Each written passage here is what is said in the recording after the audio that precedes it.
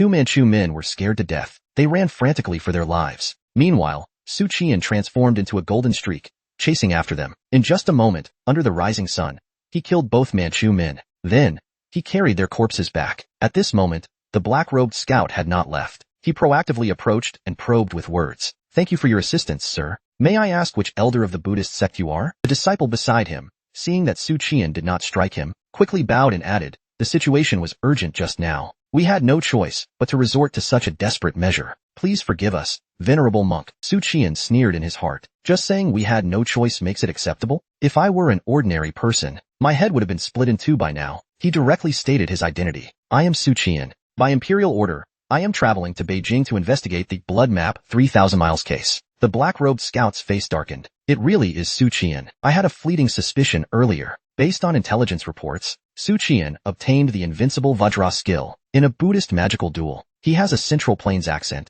and his attire does not resemble that of a Buddhist monk. It is highly likely that he is the official we have been secretly searching for. Suchan had a momentary thought. His gaze fell upon a woman of ordinary appearance. So Suchan really did travel north alone to investigate. But why is he bringing a woman along? Was she rescued along the way? If that were the case, she shouldn't still be by his side. It would be inconvenient for the investigation and unsafe for the woman. A sudden realization struck the black-robed scout. A bold guess flashed through his mind. The princess. Just as his thoughts ran wild, he heard Suchan say, "Oh right, she is your princess." A wave of unparalleled excitement surged through the black-robed scout. He actually admitted it so directly. It really is the princess. The princess's expression darkened instantly. She looked at Suchan with disappointment and sadness. "He just sold me out like that? He said he was taking me to watch a spectacle, but in reality, it was just to establish contact with Prince Huai's spy, just to send me over." At this moment, the spy was "It really is the princess. I have found the princess. I am about to achieve unparalleled merit. Although I don't know how she ended up back as the princess, one thing is certain. He saved the princess but chose to travel alone. His goal must be to use the princess to threaten Prince Huai." The black-robed spy showed appropriate excitement and gratitude. "Thank you, Lord Su, for retrieving the princess. His Highness Prince Huai will surely reward you generously." Suchan smiled coldly. "Then I won't be polite. I have a few questions for you. If you answer truthfully, the princess will be handed over to you." The princess took a few steps back, distancing herself from the two men. She pressed her lips together. Sadness flowed in her eyes. The black-robed spy was silent for a few seconds before saying, "Lord Su, please ask." Suchan looked at him and asked coldly, "What is the Blood Map 3000 Miles?" Black-robed man looked puzzled. "Blood Map 3000 Miles? I don't know anything about Blood Map 3000 Miles. How about this? Lord Su, come with me to the military camp. We will first settle the princess. After that, whatever assistance you need, just say the word. We will fully cooperate." Suchan sneered. "If I return to the military camp, I'll be like fish on the chopping block, right?" The black-robed spy forced a smile. "Lord Su, what do you mean by that? You are the official appointed by His Majesty. We would do anything to honor and serve you." Suchan let out a mocking laugh. "If what you said was true." Then he pointed to his own eyes. "But you haven't spoken a single true word. My aura detection technique has seen through everything." The black-robed spy's heart sank. A warrior's instinct for danger made him step back instinctively. At the same time, he drew the flexible sword from his waist. He intended to strike first. But before he could react, Suchan was already a step ahead. With a swift, sweeping kick, the black-robed spy let out a painful wail and fell to the ground. Suchan moved with precision. He stomped hard on the spy's chest. The spy coughed up a mouthful of blood with a muffled groan. At the moment of crisis, "There's no need for this. You want to investigate the Blood Map 3000 Miles case, but you also fear offending Prince Huai. I completely understand that, but I advise you not to act recklessly. There are a few things you should consider. First, the princess was not kidnapped by the Manchu. This fact cannot be concealed. The reason behind this, I cannot tell you, but trust me, if the princess had really fallen into Manchu hands, His Highness Prince Huai would have..."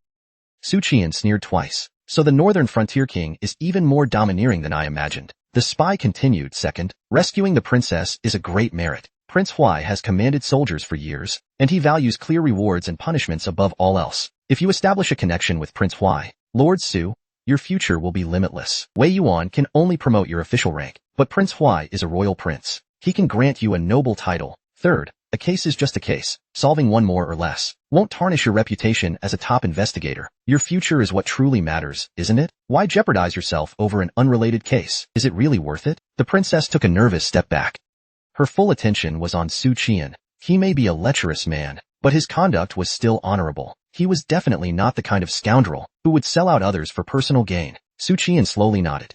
That makes sense. I almost feel convinced. The princess is, after all, the rightful wife of the northern frontier king. There's no need for me to offend a royal prince over this. The black-robed spy's face lit up with a smile. One side is hell, the other side is paradise. Even a fool would know which to choose. But whether these were, and whether Prince Huai would really grant Suchan a glorious future, who cares? As long as I survive this ordeal and return to the military camp, Suchan will be nothing more than meat on the chopping block. As for the aura detection technique, I was telling the truth just now. Prince Huai truly does value clear rewards and punishments. Suchan lifted his foot off him and said calmly, answer me one question, and I'll let you go. What's really going on with the blood map 3,000 miles? The black-robed spy's heart sank, and he said, Suchan, if you insist on investigating further, destruction awaits you. Prince Huai can crush you like an ant. Not just you. Your family, your friends, they'll all be implicated. If you don't want them to die with you, you'd better let me go. Suchan remained silent. The black-robed spy smirked coldly. If you kill me, you're just silencing me. What's the point? Can you summon my soul? Go on, think about what I just said.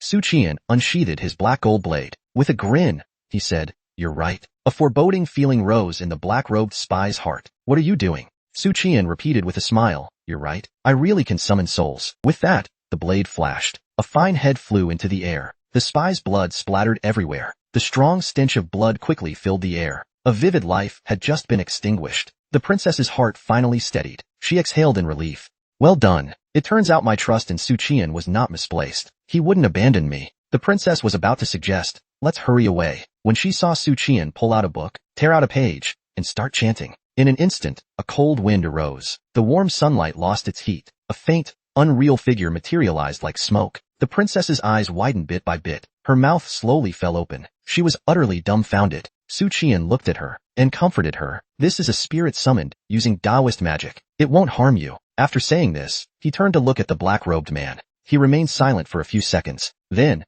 he slowly asked, what is blood map 3,000 miles? The spy's expression turned rigid. His voice was hollow as he replied, it was for Prince Huai. To reach the grand perfection of the second rank, he needed a vast amount of life essence to strengthen a warrior's blood and chi. This revelation exploded in Suchan's mind like thunder. So the blood map 3,000 miles was done by the northern frontier king? At this moment, Suchan's mind buzzed. As if he had been struck over the head, the princess was equally stunned. Her beautiful eyes widened in disbelief. She stared at the spirit in a daze. Suchan felt his entire body go numb. His hands and feet turned icy cold. I actually had a premonition. If blood map 3,000 miles was done by the Manchu, then the tribal chiefs like Tang Xinjun would definitely know about it. There's no way they wouldn't be involved. But Chu Xianglong's ignorance of the case made me overlook this crucial detail. The real reason is that I didn't want to believe it. I refused to believe that a royal prince who has defended the border for over a decade, a member of the great Feng royal family, would commit such atrocities against the people who respect and revere him. Suchan's lips trembled.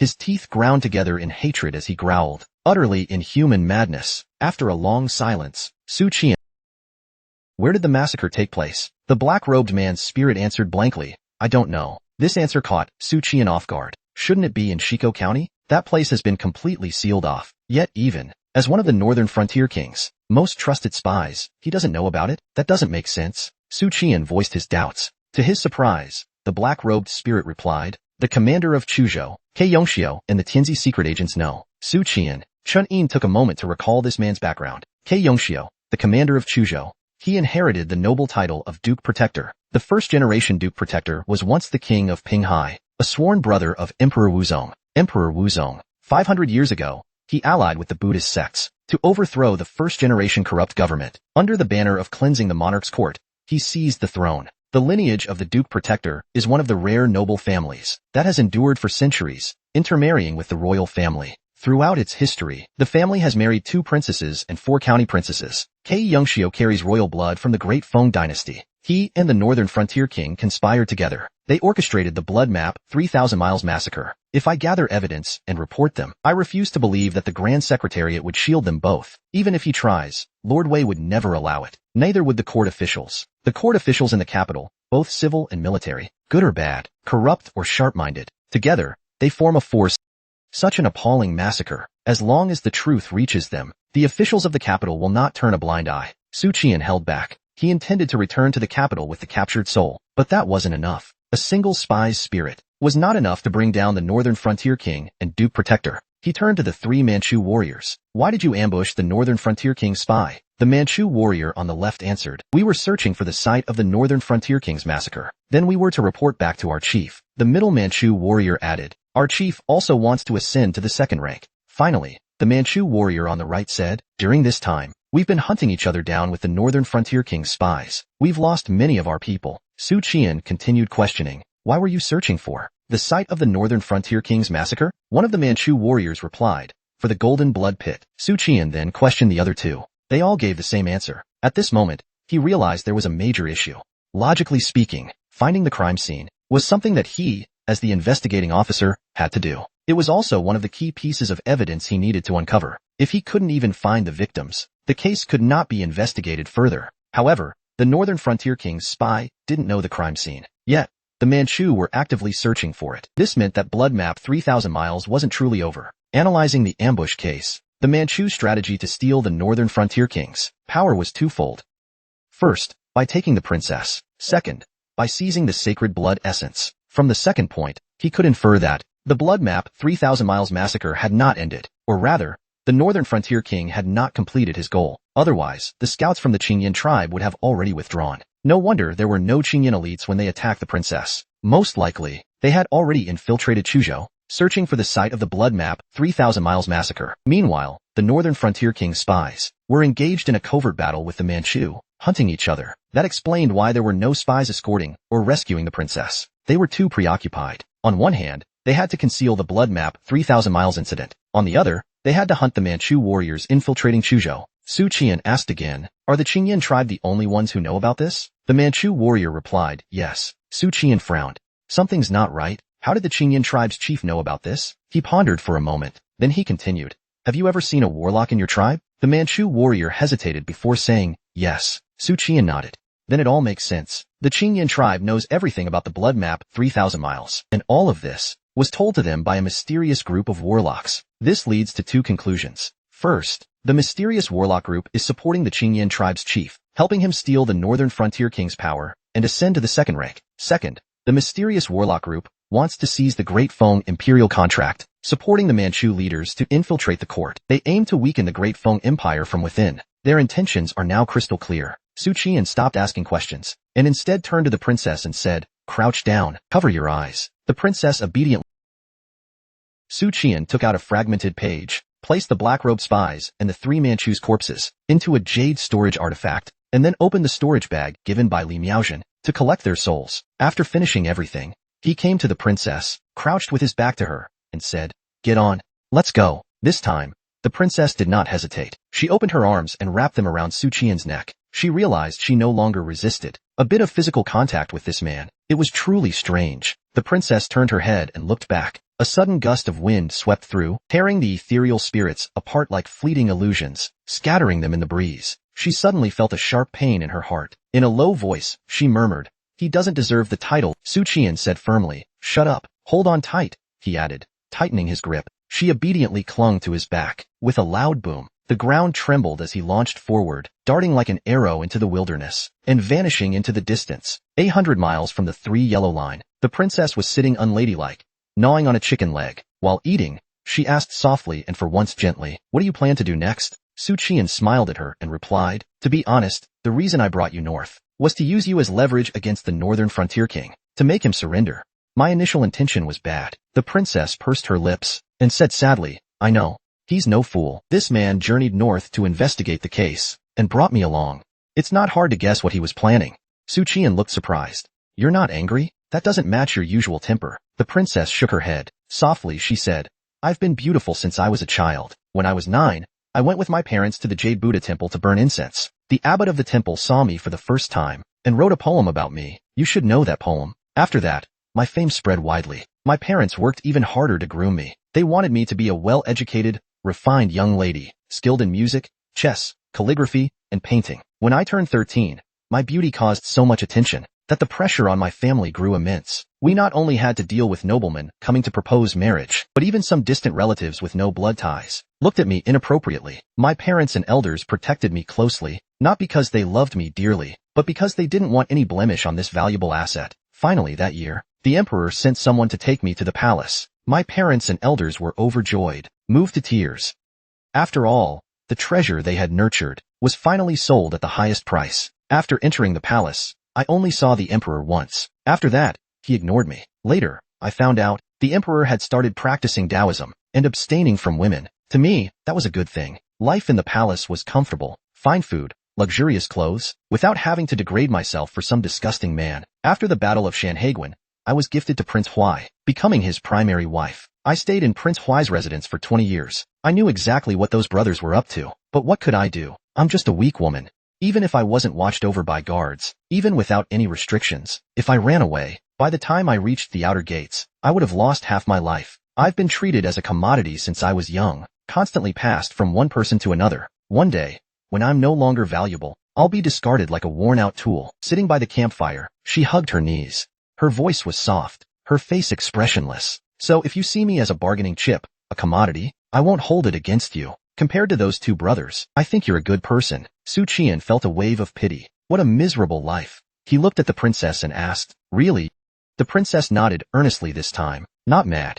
I only got upset earlier, because I thought you were going to sell me out. That's why I was furious. Suchan smiled. Women are so contradictory. The princess then asked, what do you plan to do about the Northern Frontier King? Since he's behind all this, that means the nature of this crime is far worse than falsifying military reports. If you insist on opposing him, I'm afraid it won't end well for you. Suchan slowly replied, find the location of blood map 3,000 miles, stop him, punish him, and if possible, I'll kill him. The princess didn't know why, but, hearing those words, the world seemed to quiet down. At that moment, she felt like doing nothing else, just gazing at him. In the Yain Tower at the 3 Yellow Line, Lao Bao knocked on the door. Thump, thump, thump. Courier, Master Zhao has arrived. Treat him well. Before long, the door opened. A middle-aged man dressed as a wealthy merchant entered. A lecherous smile hung on his face. He stepped over the threshold, turned to close the door, then turned back, his smile replaced with shock and severity. The middle-aged man looked at Kyer and scolded. You told him about Shiko County? Kyer respectfully replied. Yes, he didn't suspect anything. The middle-aged man breathed a sigh of relief. He muttered, still, with his sharpness, he'll definitely realize something was off later, but by then, it will be over. I'm heading north in a few days. You should leave the 3 Yellow Line for now. If I die on the way, never come back. Bowing his head, he said solemnly, your loyal servant would never regret it even if it cost his life. Elsewhere, the princess knelt on the west side, gently brushing her hair. Her reflection blurred in the water, but that very blur gave her a soft, ethereal beauty, a beauty unique to her as a princess. Her eyes glimmered, and she cast a glance at Suchan meditating under a tree nearby. An unusual feeling stirred within her, as if he were an old friend she had known for years. But she distinctly remembered disliking him at first. He had taken her sachet and never returned it. He had taken her purse and never returned it. He had even stepped on her foot. But after pouring her heart out earlier, the princess felt much lighter. As for what her future held, she hadn't thought about it. After all, she had resigned herself to fate long ago. She still didn't know what secrets her future might hold. But for some reason, she felt safer here than she ever had in Prince Huai's residence. The princess sighed. I truly am a femme fatale. Beautiful women are always proud, especially the most beautiful woman in Great Feng. Under the shade of a tree, Suchan meditated, using visualization to connect mentally with the holy monk.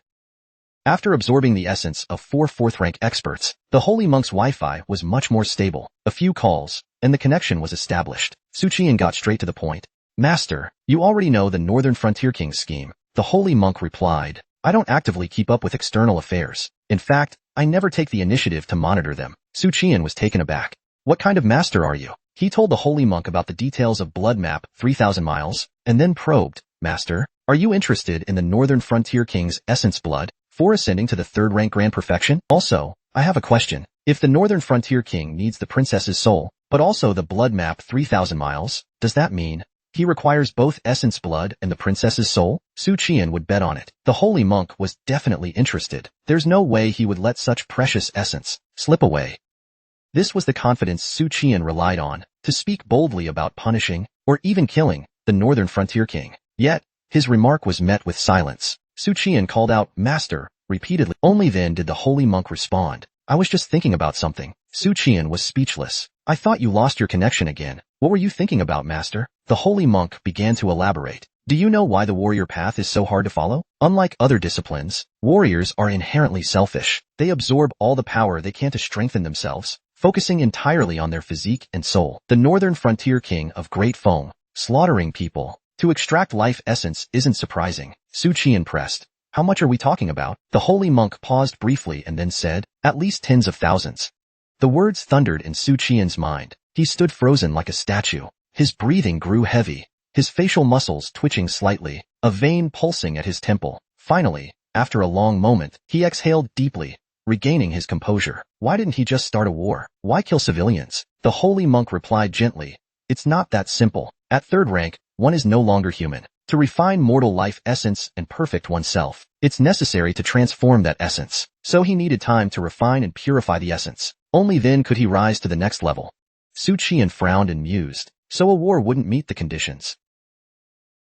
The enemy wouldn't give him the time needed for refinement. Besides, something like this must be done in secret. This explains why the northern frontier king didn't use war to refine essence. During a war, both sides are highly vigilant. Transporting large numbers of corpses to refine essence would be nearly impossible to hide. So the northern frontier king secretly slaughtered civilians to refine their essence blood. But for some reason, a mysterious group of warlocks discovered this and leaked it to the Manchu. This led to the current chaotic situation of espionage. The holy monk continued, I can try to intervene, but I probably can't kill the northern frontier king. Suchan frowned. Not even with all your might? The holy monk chuckled. If he's confident in advancing to second rank, it means he's not an ordinary third rank. He's just a hair's breadth away from grand perfection. Even now, it's barely a fair fight. Defeating him would be tough, let alone killing a third-rank warrior, who are incredibly hard to kill. Suchan was puzzled. But you once defeated a peak second-rank figure in the ancient tomb. The holy monk replied gently, that was just a single retreat. Besides, I don't know any of the Daoist sect's most powerful spells. Suchan held his face in despair. So both you and the ancient corpse were like tigers in a foreign land. One without eyes, the other without a tail. Just a contest of who was more crippled.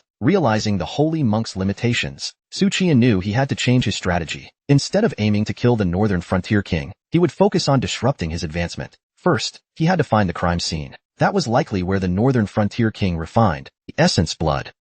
He would find it, stop him, and ruin his plan. Second, he needed to conceal his identity. The northern frontier king couldn't know he was the famed Suin Luo. Lastly, he looked at the princess. How should he handle her?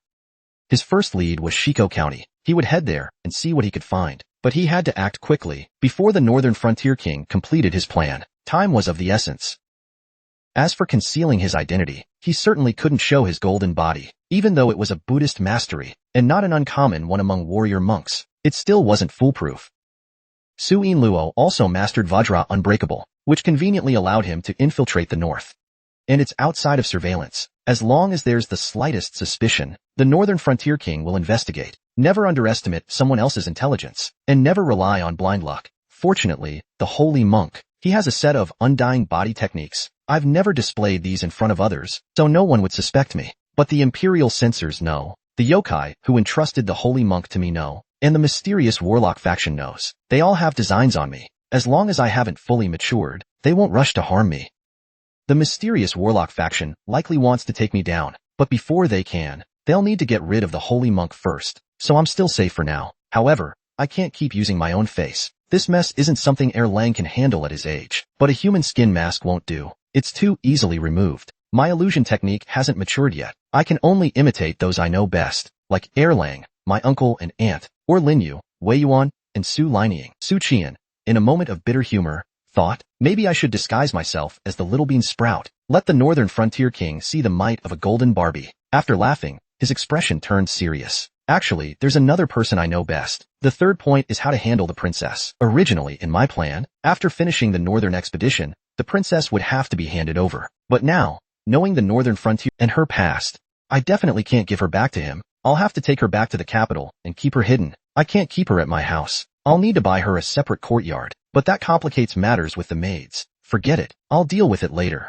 For now, I'll ask Li Miaojin if there's a way to erase memories. The demons from Ao Men are experts in this. In Chu Prefecture City, the Court of Judicial Review's carriage was returning from the minister's office. After taking a long sip of cool tea, the man complained, "It's so hot today. Out all day. My mouth's parched." The driver, who'd been baking under the scorching sun the whole way, didn't sweat a single drop. It just goes to show how each region shapes its people. Lu Censor joked. Could it be that Lord Magistrate is too frail? The notorious ladies' man of the Dali Temple flushed, retorting, romance reveals true character. Not everyone is a hypocritical gentleman like Lu Censor. He was taking a jab at those moralistic officials, those who pretended to be upright while harboring lustful desires. Yang Yin waited silently for the two officials to finish their argument, then asked, how are the official documents coming in from Chu Prefecture? The Dali Temple magistrate's expression turned serious. No issues. Judging by the regular flow of documents, aside from the Manchu harassment at the borders, everything looks normal. If you really want to confirm, you'd have to conduct a field investigation, but I don't think it's necessary. Chu Prefecture spans 8,000 miles. How long would it take to cover it all? And as an experienced veteran in the bureaucracy, I can tell at a glance if a document is real or fake. Chen Butu chimed in.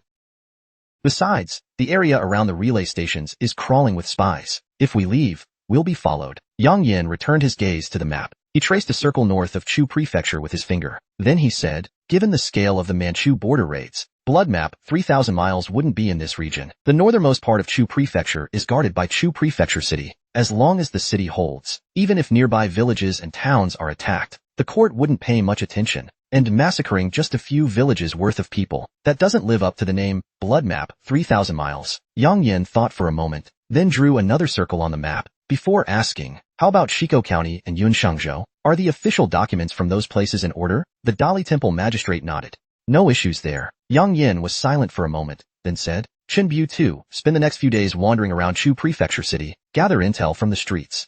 Lu Censor, you'll come with me, to the office of the Commander-in-Chief. I want to see Lord Protector K. Yongxiu. In a certain mountain range in Chu Prefecture, sheer cliffs and steep precipices dominate the landscape. Yet atop one of these peaks, sat a woman in a white, cradling a six-tailed white fox. Her flowing hair and dress danced in the wind, outlining an indescribable graceful silhouette. Her aura shifted, sometimes pure and ethereal, like a forest spirit, sometimes languid and seductive, like a peerless enchantress. At that moment, a white-clad figure suddenly appeared behind her. A clear voice followed.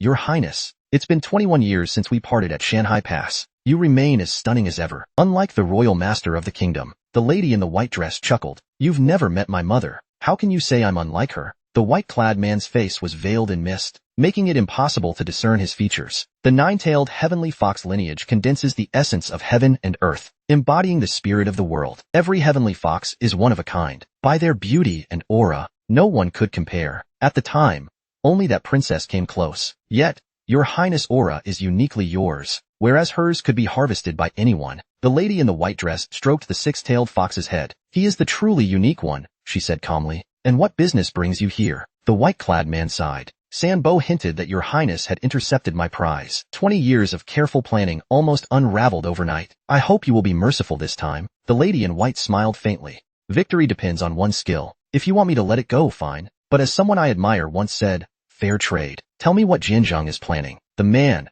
his features blurred, shook his head. If I reveal even half a word, Jianzhang will appear in Chu Prefecture. No one would be able to stop him.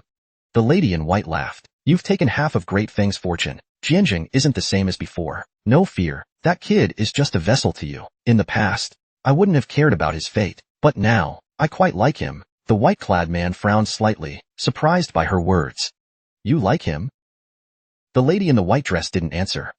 She said leisurely, anyway, for you, it doesn't matter who ends up with the blood essence. You just need to stop the North King from advancing to second grade. The white-clad man said calmly, no, I want a second-grade Manchu to rise. The lady in the white dress smiled subtly. Then you'd better start by finding out where the North King's massacre site is. The man with the obscured face replied wearily, I've searched every corner of Chu Prefecture these past days, studying the flow of fortune, but I still haven't located the site of his slaughter. But heavens will tells me, he's here in Chu Prefecture. The lady in white withdrew her captivating charm and said, he's racing against us. Once he's finished refining the blood essence, it'll be too late to stop him. At that point, the only way would be to kill Mulanji. That's the only way to keep the North King from advancing to second grade. But Mulanji is with that kid. If you want to kill them, do it yourself. Remember, earning the ire of someone who carries great fortune is very harmful to one's fate. By the way, if you claim to know what the North King is plotting, why are you so indifferent? I'm beginning to wonder if Mulanji and that boy being together is all part of Jianjing's manipulation. The white-clad man sneered. Keep guessing. When you figure it out, heaven will sense it. Jianzhang will show up, and I'm sure I'll be able to escape. But as for you, don't expect to keep that foxtail. The lady in the white dress seemed apprehensive indeed. She stopped discussing Jianzheng and said thoughtfully, 3 days. Within 3 days, we must locate the place where the North King is slaughtering lives. Otherwise, everything will be decided. She thought for a moment and then added, I have an idea. The white-clad sorcerer gazed at the distant mountains and rivers, and then mentioned Suchan. The lady in the white dress smiled faintly and said, yes and no. You think Suchan's great fortune can guide us? That's certainly a line of thought. But my idea is this. It seems everyone's been overlooking Wei Yuan. He's the only strategist who can hold his own against Jianzheng. Why aren't we watching the envoy group? The white-robed man barked out a laugh. You already know he's equal to Jianzheng, so you should know the envoy group is just a front. I've never underestimated Wei Yuan. I just can't pin down his stance on this matter. Wei Yuan is not only a national figure, but also a rare commander. He doesn't approach problems from a simple perspective. If the North King advances to second grade, Great Feng will have a secure northern border, even pressuring the Manchu. The lady in white said, for years, Wei Yuan has been struggling, patching up a weakening empire. He should be hoping for the North King's promotion. The white-clad sorcerer snorted. But the North King's actions cross a line. Will Wei Yuan quietly ignore it, or secretly stab the North King in the back? Even the North King himself probably isn't sure. That fool is still heading west. The lady in white stroked the six-tailed white fox's head, and softly ordered, notify the gathered demons. Quickly enter Chu Prefecture. Await further instructions in the forests. The white fox leapt from her arms with a cry, then dashed down the cliff toward the 10,000 mountains. As the fox ran, its body swelled in size, its once soft, rounded form elongating. In an instant, it transformed into a massive fox, over 10 feet long, its frame flowing gracefully. Its limbs were strong and muscular. Its tails fanned out like a peacock's plumage. Somewhere deep in the forest, Suchan was walking slowly, carrying the princess on his back. Suddenly, he said teasingly, before we reach the next city, let's treat ourselves to a good meal. Maybe we can kill a few more Manchu spies, or perhaps a few of your husband's agents. The princess frowned. She didn't look too pleased at the mention of your husband. After pouting for a moment, she lowered her head and asked quietly, can you beat him? How are you planning to deal with him? Suchan chuckled twice, then said, I'm going to stab his wife. Stab in with a white knife. Pull out a green one. The princess looked confused for a moment, then suddenly understood. She raised her eyebrows, clenched her fists, and began to hit him on the head. Bonk, bonk, bonk. She kept at it the entire way. In the surrounding military camps, Yang Yin stopped with Imperial Censor Liu outside the barracks to request a meeting with the commander of Chuzhou. They stood in the sun for over an hour. At that moment, a guard came out and said loudly, the commander requests the two of you come inside. Entering the courtyard, Duke Yetong coldly stared at Yang Yin. Isn't this Wei Yuan's adopted son? What are you doing sneaking into my barracks? An adopted son is simply a protege, just with a hint of mockery. Yang Yin, with his expressionless face, didn't blink. Investigating a case, he said flatly. Duke Yetong feigned ignorance. What case? Yang Yin replied coldly. A massacre across 3,000 li. I want to see the records of Chuzhou guards leaving the camp. They started their investigation here with the Chuzhou guards, because when the delegation naturally it first came through Chuzhou, it was the nearest place. Moreover, the 36,000 troops of Chu and Wei are the backbone of the Northern King's power. They are also Chuzhou's main force. For a massacre across 3,000 li, the Northern King would certainly send troops into battle. Thus, the deployment records are evidence. Moving troops is a complex process, not something done on a whim. There are corresponding logistics and equipment, all of which leave traces. Duke Yetong slammed the table and stood up. What massacre across 3,000 li? The Duke strode up to Yang Yin, pointing at him, cursing. I have followed the Northern King, defending Chuzhou for over a decade. What makes you, a son of that paper-pushing Wei Yuan, think you can come and investigate me? When I was fighting on the front lines and holding the borders, you were lying in the beds of city courtesans. And now you dare come here talking about some massacre across 3,000 li? Get lost. Go back and tell Wei Yuan. Tell those pin-wielding scoundrels, if they want to frame me, frame the Duke of Huai. They're dreaming. Now get out of here. Go back where you came from. Imperial Censor Liu burst into anger. Duke, we are here under imperial orders to investigate a case, and you dare defy the mandate? Yongxiu sneered and said, after returning to the capital, Liu Yushi can file an impeachment. Liu Yushi's cheeks twitched with anger. He was furious, but he had no recourse. He was neither the primary investigator nor the governor, so he had no authority to handle Duke Hu. The only thing he could do was return to the capital and file a strong impeachment against Duke Hu. Yang Yin turned to leave. Let's go, but Yongxiu stopped them. Wait, Yang Yin, you failed to protect the princess. She was taken by the Manchus. Her whereabouts are still unknown. The king is furious. The only reason he hasn't pursued it is out of respect for Wei Yuan. But if you admit your fault, and kneel outside the barracks for 2 hours. I will make an exception and let you investigate the guards' deployment records. Lu Yusher angrily yelled.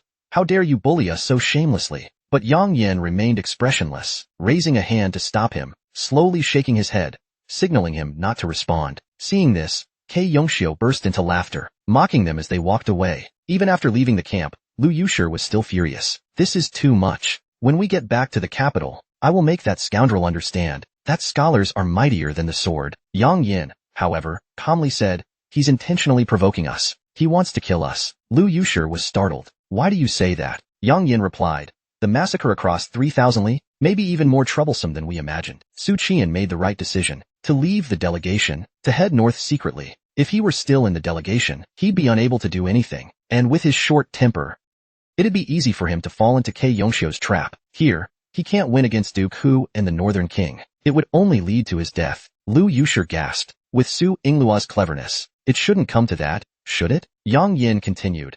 A simple provocation wouldn't work. But if it were like that Zhu person back then, could Su Qian still endure it? Elsewhere, deep in the mountains, Su Qian carried Dragon Princess on his back as he ran. He suddenly stopped in a valley. The princess asked, puzzled.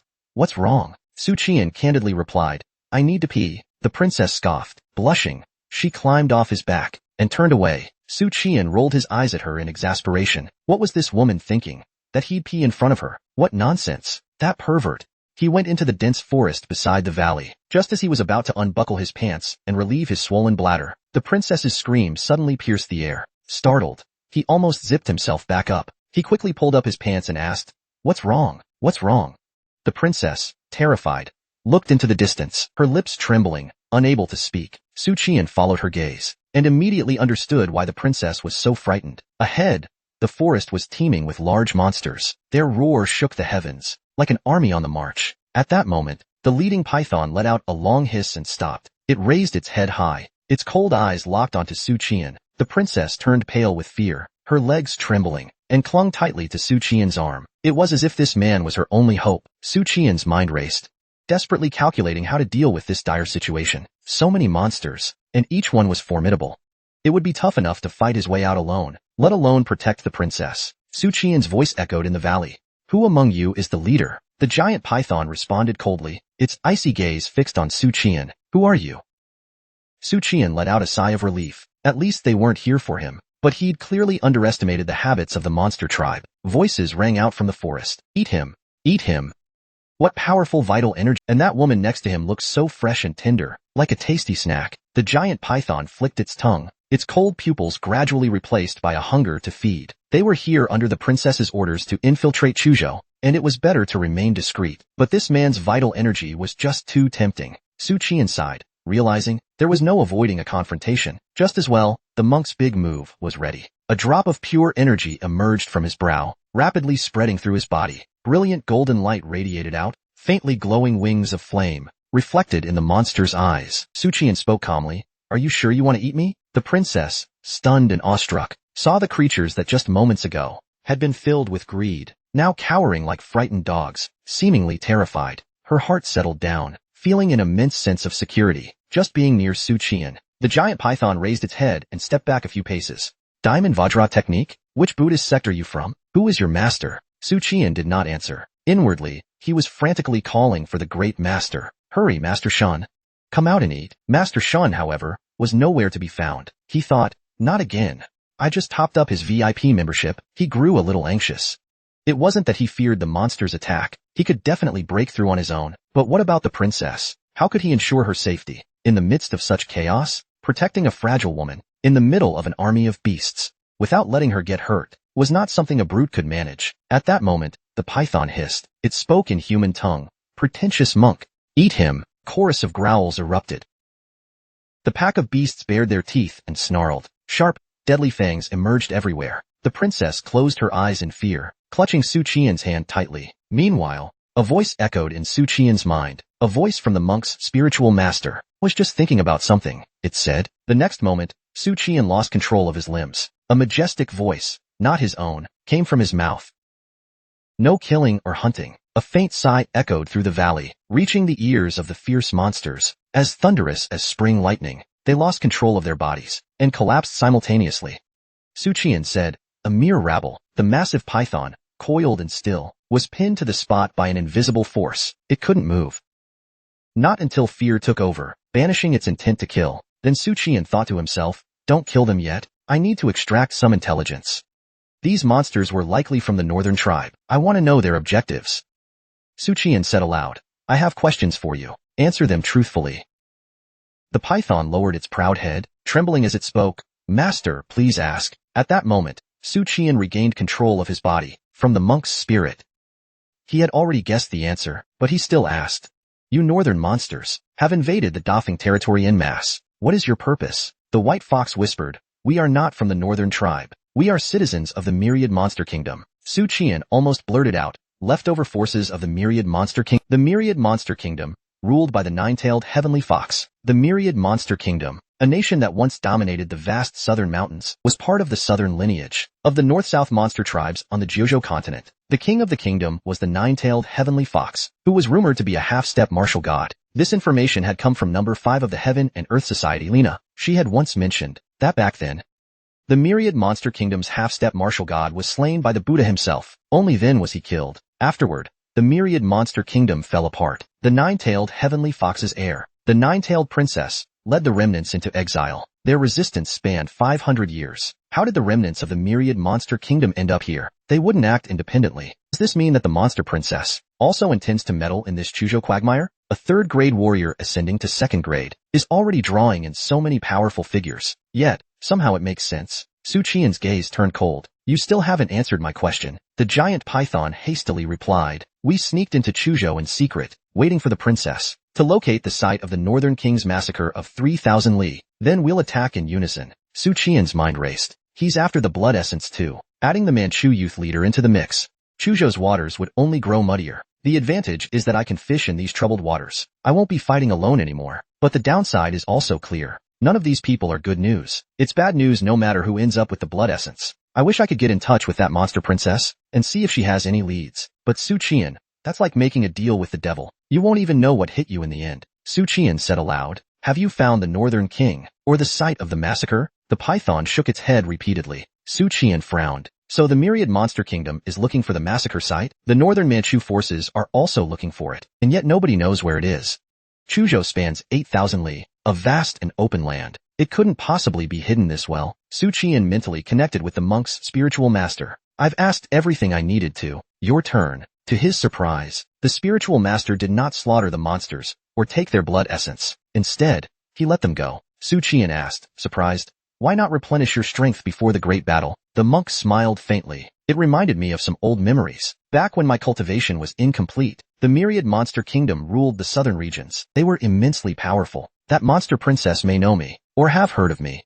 Suchan suddenly realized, that's right, the remnants of the myriad monster kingdom destroyed Sangbo, and placed the broken remains of the sacred book within me. The monster princess would surely recognize the sacred book, and with the sacred monk's fragmented memory, reuniting with someone from the past would be the best way to recover it. But Suchan wasn't about to let the monsters go. Master, I understand your reluctance to offend the monster princess, but letting they'll harm innocent people. The sacred monk calmly responded, humans are life. So are the monsters. What difference is there? Suchan was momentarily taken aback, unable to answer. Are you trying to debate philosophy with me? From a philosophical perspective, the sacred monk had a point. All life is equal. No life is inherently superior or inferior. Everyone has one life. But from a personal standpoint, Suchan, as a human, was unequivocally on humanity's side. He saw no issue with that. He respected other life forms, didn't kill needlessly, but would not hesitate if necessary. If monsters were massacring humans, for example, he'd do what had to be done. The sacred monk, being from the Buddhist sect, had a different mindset. Suchan's personal beliefs were unlikely to sway someone of such profound cultivation. After a moment of thought, Suchan said, I need a way to contact your princess. The python hesitated, looking troubled. Suchan's sharp gaze pierced him. At that moment, one of the white tigers spoke up to explain. The princess is elusive. She initiates contact with us, not the other way around. We have no way to find her. Suchan was speechless. She sounds like some kind of spy master from the Jojo region. He straightened his expression and said sternly, Heaven cherishes all life. I will not kill you, but remember this. While you're in Chujo, do not harm humans. If you do, you will be utterly destroyed. He didn't actually know if this threat would work, but it was his only option. The gathered monsters bowed and nodded repeatedly. Master, rest assured, we won't stay in Chuzhou long. We'll only hunt wild beasts, and will not harm humans. The princess glanced at Suchan, admiration flickering in her eyes. With the monk's blessing, the monster army moved on, detouring around Suchan and the princess. They marched in silence, like a defeated rabble. In Dafeng, people often referred to the northern Manchus as northern barbarians, and southern barbarians for those of the southern regions. Oddly, the term Manchus appeared less frequently than northern barbarians. This was because much of the land bordering Chuzhou was controlled by the northern Manchus. The northern monster territory overlapped significantly with the northeast witch god sect. Because of this, the northeast witch god sect and the northern monsters were mortal enemies, clashing regularly. Given this history and environment, the northern monsters and the northern barbarians became close allies. They even intermarried at times. The northern Manchus consisted of 9 tribes, each with at least 3 4th-grade warriors. Compared to Dafeng's massive population of 1 billion, the northern barbarians were extremely sparse. However, due to their demonic bloodline, they possessed overwhelming individual combat strength. A 100-man Manchu raiding party versus a 1,000-man Dafeng raiding party. If they encountered each other in the wild, the side without artillery or heavy crossbows would certainly be annihilated.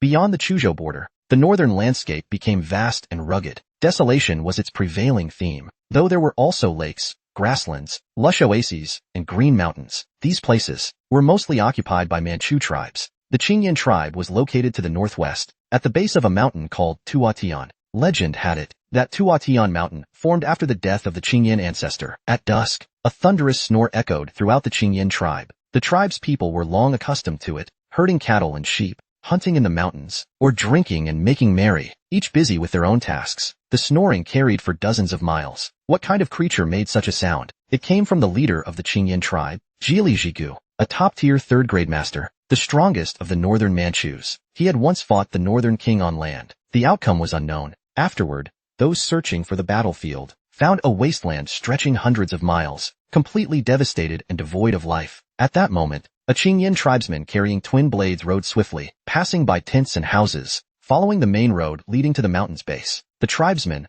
armed and passed through the checkpoint into the complex, heading straight for the tallest, most ornate palace. He did not enter the palace, but stood in the courtyard outside, shouting loudly in Manchu for the leader. Suddenly, the snoring abruptly stopped. The 2 Zhanghai palace doors opened automatically, and a thick, almost tangible aura of blood surged out. The twin-bladed tribesman trembled as he slowly stepped in, taking in the roughly lavish decor. At the center of the hall stood a massive stone chair. Sitting atop the stone chair was a giant, over 2 zhang tall. His thunderous voice reverberated through the hall. "Why have you disturbed my slumber?" The blade-bearing tribesman prostrated himself on the ground, forehead pressed to the floor as he respectfully presented his report. "We have captured a prisoner. He claims to know where the northern king slaughters his prey and refines blood essence." The giant's half-closed eyes suddenly snapped open. A terrifying aura surged forth, filling every corner of the hall. Not far from the border's northern mountains, along the city's outer road, a convoy slowly approached. Leading the way was a woman in light armor, with a high ponytail and a silver spear in hand. This was their 3rd time venturing out to hunt Manchu raiders. Thanks to Fee and Heroine's unparalleled skill, they returned victorious once again. They had killed 120 Manchu raiders, captured 50 warhorses, 68 sabers, and rescued the women captured by the Manchu cavalry. Provisions, horses, sabers, and women all had suffered some degree of loss. During the fierce battle between both sides, the city's defenders squinted into the distance. Upon seeing the heroic and elegant Fee and Heroine on her white horse, they showed looks of admiration. "Fee and Heroine, you've returned. Wow, you killed so many again. Quick, escort the Fee and Heroine to the Yamen to claim her reward." The townsfolk, seeing the Fee and Heroine on her white horse and the Manchu corpses being brought back, cheered enthusiastically. They called out her name in unison. A few months prior, Fee and Heroine had suddenly arrived in Beishan County, claiming to act on behalf of justice. She had dismantled a group of profiteers, driving up the cost of marriageable women, and distributed the stolen grain to starving civilians and beggars. The profiteers, backed by powerful officials, weren't about to let it slide. They sent troops to capture her, but were defeated one by Fee and Heroine. What happened next? The common folk didn't know. However, after that incident, in Beishan County, the Fee and Heroine rallied a group of wandering martial artists to hunt down Manchu raiders. They then reported their successes to the authorities and claimed the bounty. These rewards were used to buy food, and a granary was built outside the city to feed the poor and beggars. Word of Fee and Heroine's good deeds spread far and wide among the people. Even folks from other counties traveled great distances, crossing mountains to reach Beishan County, and benefit from her efforts. After receiving a letter from Suchan, Li Miaojin made a high-profile appearance, going everywhere to uphold justice. Now she had earned some fame in the capital. But because her career was still young, she couldn't achieve the legendary renown she had once imagined. Even so, over the course of 10 days, countless martial artists came to her. Some fought for the people. Others sought personal gain. And some simply wanted to oppose the Manchus. Using her heavenly sect's divination arts, Li Miaojin weeded out those with bad intentions. What remained were those driven by fame, profit, or compassion for the people. In her view, as long as they were willing to do good deeds, their motives didn't matter. But the person Li Miaojin truly hoped to see still had not come. Su offered tea. Smiling. Master, that guy hasn't made any progress? Isn't he supposed to be a genius investigator? Perhaps he's hit a wall. Through letters, Li Miaojin had learned the truth about the case of the 3,000 Li massacre from Suchan. He sighed deeply, saying, this matter isn't so simple. If there really was such a massive atrocity in Chuzhou, even if the authorities tried to hide it, the martial world and the common folk be talking about it. But no matter how much I ask around, no one knows anything. Su tilted her head. He cheerfully said, I just thought of a possibility. Li Miaojin remained skeptical. You figured something out again? Su playfully winked. Think about it. If the great calamity of the Blood Followers 3,000 miles really happened, yet no one remembers it, could it be because the witnesses had their memories erased? Just like I can't remember why my father was sentenced to be executed for conspiracy. Li Miaojin sneered. Even if memories were erased, such a large-scale massacre would leave traces that couldn't be completely removed. Manchu spies wouldn't fail to find clues. Suddenly, she froze. Her eyes gradually lost focus, and she appeared dazed. Su quickly asked, Master, what have you thought of? Li Miaojin mused. Your idea might actually be a clue. If something so major really happened, yet could be hidden from everyone, what kind of expert from which system could pull it off? Then, the word sorcerer appeared in her mind. Suchan once said that high-level sorcerers can block out someone or certain events, making themselves transparent. In today's Zhuzhou, there is only one sorcerer capable of such a feat. Li Miaojin and told herself, calm down. Suchan once said, boldly speculate, then humbly seek proof. Until there's evidence to confirm it, everything is just my conjecture, and not necessarily true. At that moment, the room's door was knocked on. Su casually let the visitor in. A middle-aged man entered. He was one of the local commoners who had sought refuge with Li Miaojin, a man from Chu Prefecture, named Zhao Jing. This man wasn't driven by fame or fortune. He simply wanted to benefit the people of Chu Prefecture by driving out the Manchus. Li Miaojin asked respectfully, Brother Zhao, what can I do for you? Zhao Jing laughed heartily. This time, we've hit the jackpot again. We've gained enough grain to let the men have 3 bowls of porridge each. The brothers are all delighted, and we're thinking of finding a restaurant to celebrate. He spoke as he approached the table. He dipped his finger into Li Miaojin's teacup and wrote on the tabletop, My lord wishes to see you. It concerns the Northern King's treatment of the people. Li Miaojin stared at the message on the table. She remained silent for a long time. Zhao Jing spoke loudly, his laugh hearty. I'm just here to ask, are you coming to the banquet tonight? Li Miaojin nodded. Thank my brothers for their generosity, but I won't be going. Zhao Jing nodded and didn't linger. He turned and left the room. As he walked down the stairs back to the hall, the others, eating and drinking, quickly approached. How did it go? Did the flying swallow heroine agree? Zhao Jing shook his head helplessly. The crowd groaned in disappointment. A chorus of discontent followed. A heroine like Li Miaojin was the ideal figure in the eyes of these martial artists. Among them were those who admired her deeply, even hoping to marry her. But such one-sided love stories would mostly fade into memories over time. Zhao Jing drank a few cups, then excused himself, claiming he couldn't hold his liquor, and went to his room to sleep. As soon as he closed the door, he pulled out a talisman that Li Miaojin had given him. It was meant as a catalyst for summoning reinforcements. As it burned, he felt an overwhelming wave of drowsiness. His eyelids grew heavy, and he fell asleep. In the hazy moment before waking, he opened his eyes again. A beautiful woman in a Taoist robe stood in his room. It was none other than Li Miaojin. Li Miaojin looked at Zhao Jing and said calmly, This is a dream. You're seeing me here because of the talisman, though you've never— I know some of you already know my true identity.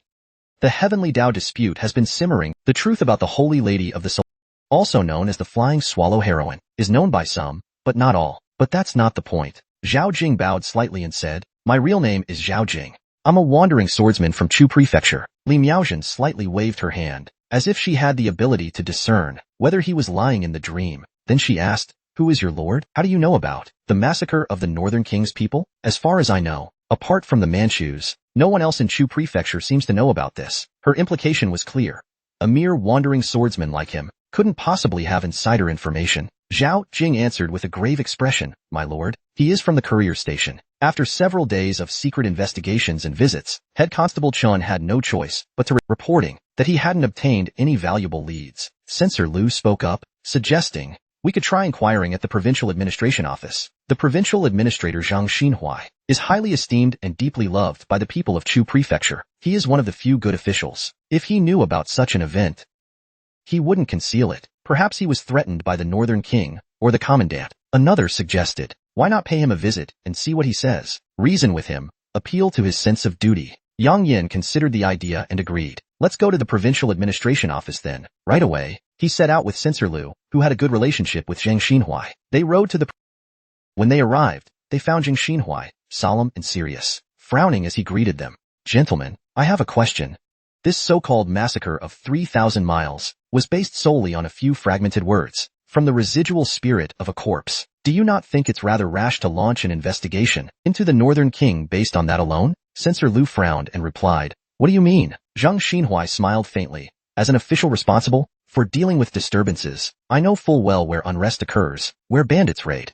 If something like this had really happened, I assure you, the Northern King wouldn't be able to keep it a secret. There are various reasons for this, which Censor Liu should understand." Censor Liu fell silent, frowning as he sat deep in thought. Even an emperor cannot silence all his officials, let alone the Northern King. Yang Yin remarked calmly, "Given that, why obstruct the envoy's investigation?" Zhang Xinhuai kept his smile. After all, the Prince of Huai is a royal prince. The court sending an envoy to investigate him appears to the soldiers as baseless slander. It's only natural for them to defend his reputation. Moreover, the Prince of Huai commands troops and oversees the northern territories. In the court, many covet his military authority. The envoy's difficulties in Chu Prefecture are merely a reflex from the prince's faction. Censor Liu and Yang Yin exchanged a glance, then rose to leave. They walked side by side. On the road, Censor Liu turned to look at Yang Yin. "Yang Jinluo, do you think Mr. Zhang's words are reasonable?" Yang Yin answered succinctly, "I don't know. He's not skilled in investigations. I just find this case puzzling and complicated. All I can do is try to find leads for Suchan, so that when the envoy group reunites, they won't come up empty-handed."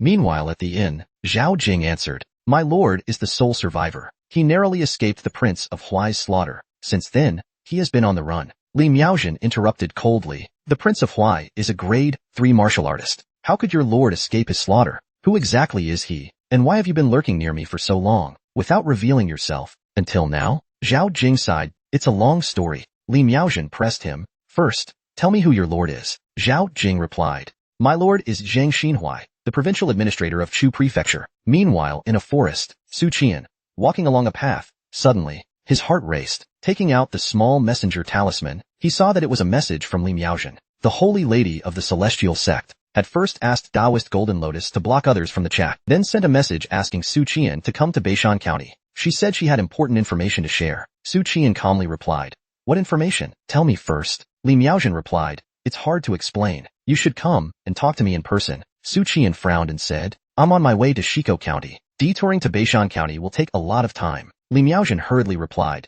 "You don't need to go to Shiko County. I have a reliable source. I know where the massacre took place. The people slaughtered by the..." Boom. Suchan felt as if his brain had been struck by a heavy blow. His mind went blank, and he stood there in shock. Chu Prefecture City. The Northern King actually slaughtered the entire city. How dare he? Is he insane? Chu Prefecture City is the main city of the entire prefecture, home to its talents and elite from all trades. Destroying the city will wipe out Chu Prefecture's fortunes. The princess by his side noticed his pale face and asked worriedly, "What's wrong?" Suchan, his expression stern, replied, "We've been hiding for so long, avoiding everyone. Now it's time to meet your husband. All grudges must be settled." The princess looked at him strangely. "Your words sound odd," she said. Suddenly, her eyes widened. Before she could react, the man across from her struck her neck with a swift knife hand blow. She let out a soft cry and fainted. After knocking her out, Suchan wasn't entirely reassured. He poured a cup of spiked wine into her mouth. That should keep her asleep for 2 days, he thought. Only then did he take out the earthbook fragment and store it away inside. Then he tore a page from a book as a starting point.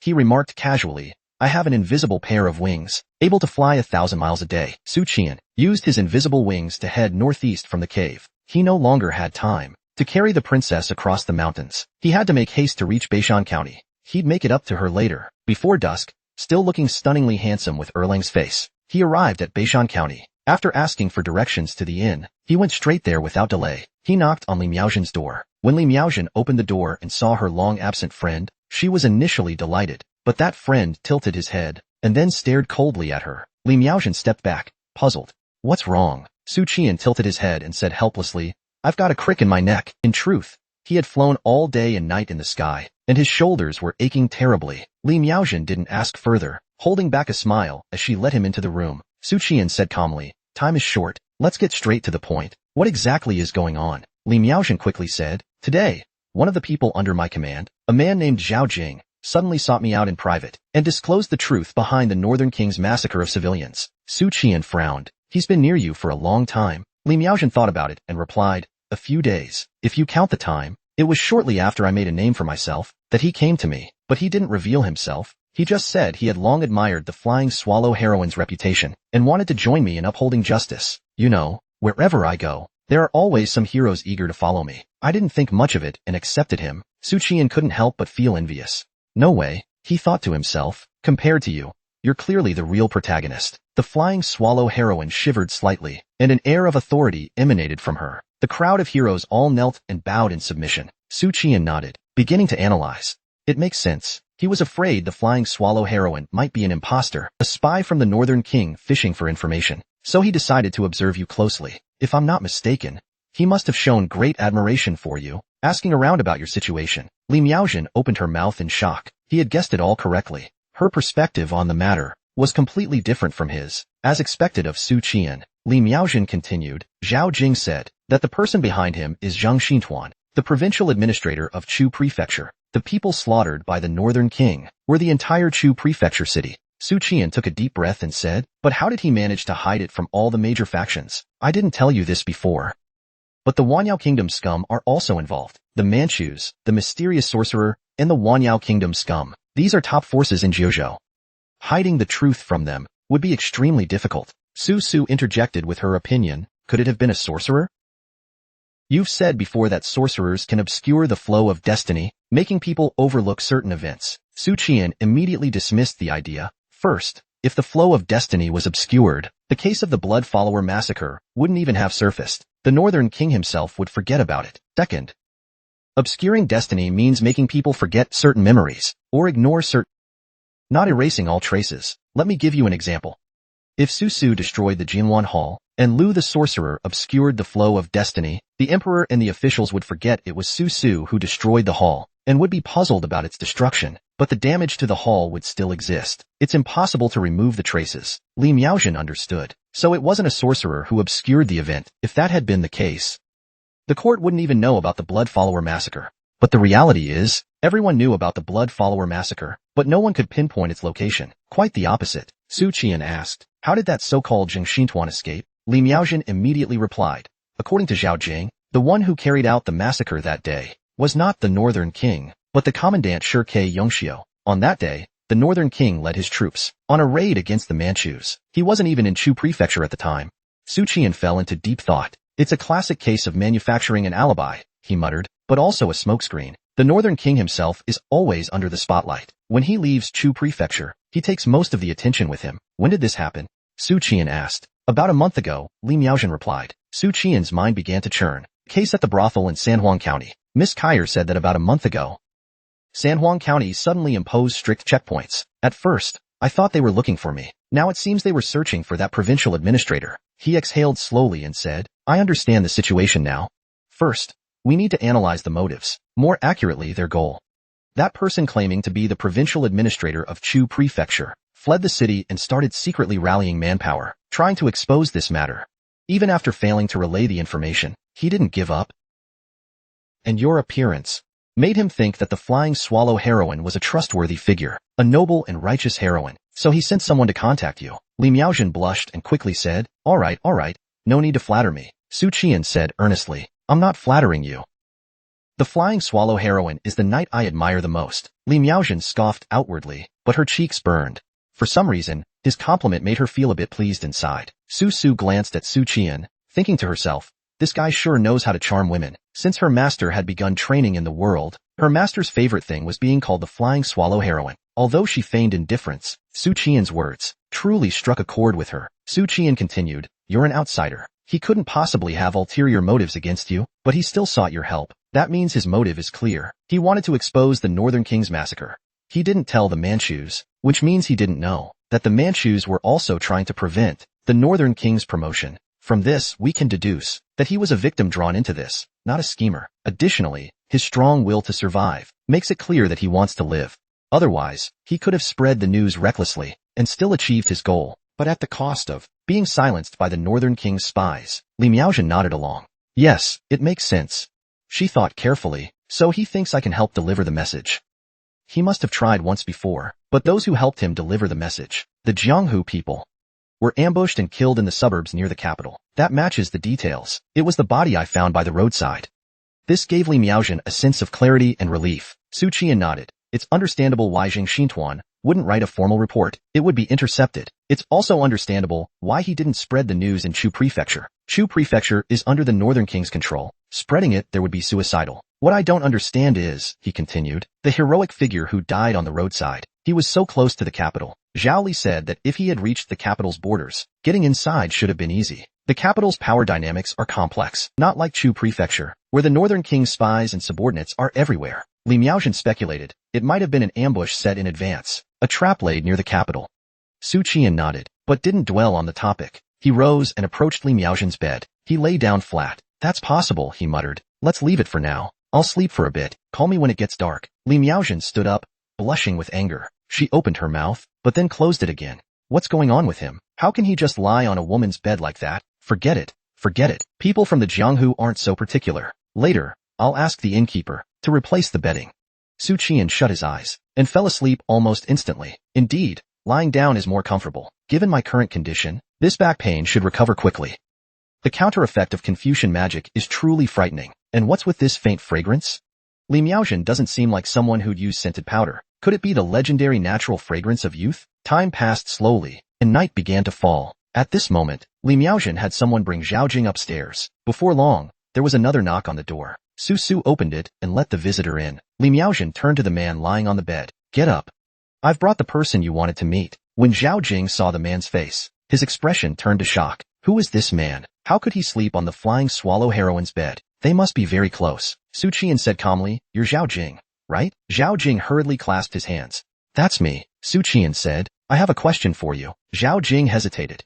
Even if this man is the flying swallow heroine's companion, I don't know who he is. How can I answer his question so easily? Li Miaojin noticed his reluctance and said coolly, no need to be cautious. This is someone I trust the most. Besides, you should have heard of him. The first-class investigator of Dafeng, the greatest detective of Dafeng. Suchan, the great detective of Dafeng. Zhao Jing stared at him intently for a moment. Dafeng in Luo Suchan. This person rose to prominence during he repeatedly solved strange cases, rendering great service to the imperial court. This person represented the 4 heavenly swords in a battle of magic with the Buddhist sect. He defeated the arhats of the Buddhist sect. Finally, they found an influential figure. At this moment, Suchan asked, how did you determine or confirm that Zhang Xinhuai was telling the truth? Zhao Jinggong said, I have a sworn brother who serves at the residence of Zhangbu Zhangshi. He and a group of guest retainers escorted Zhangbu Zhangshi out of Chuzhou City. Zhangbu Zhangshi, as an official overseeing the people's livelihood and governance of Yizhou, he held great power. Naturally, his residence harbored many skilled martial artists. If the one who massacred the city was not the Northern King,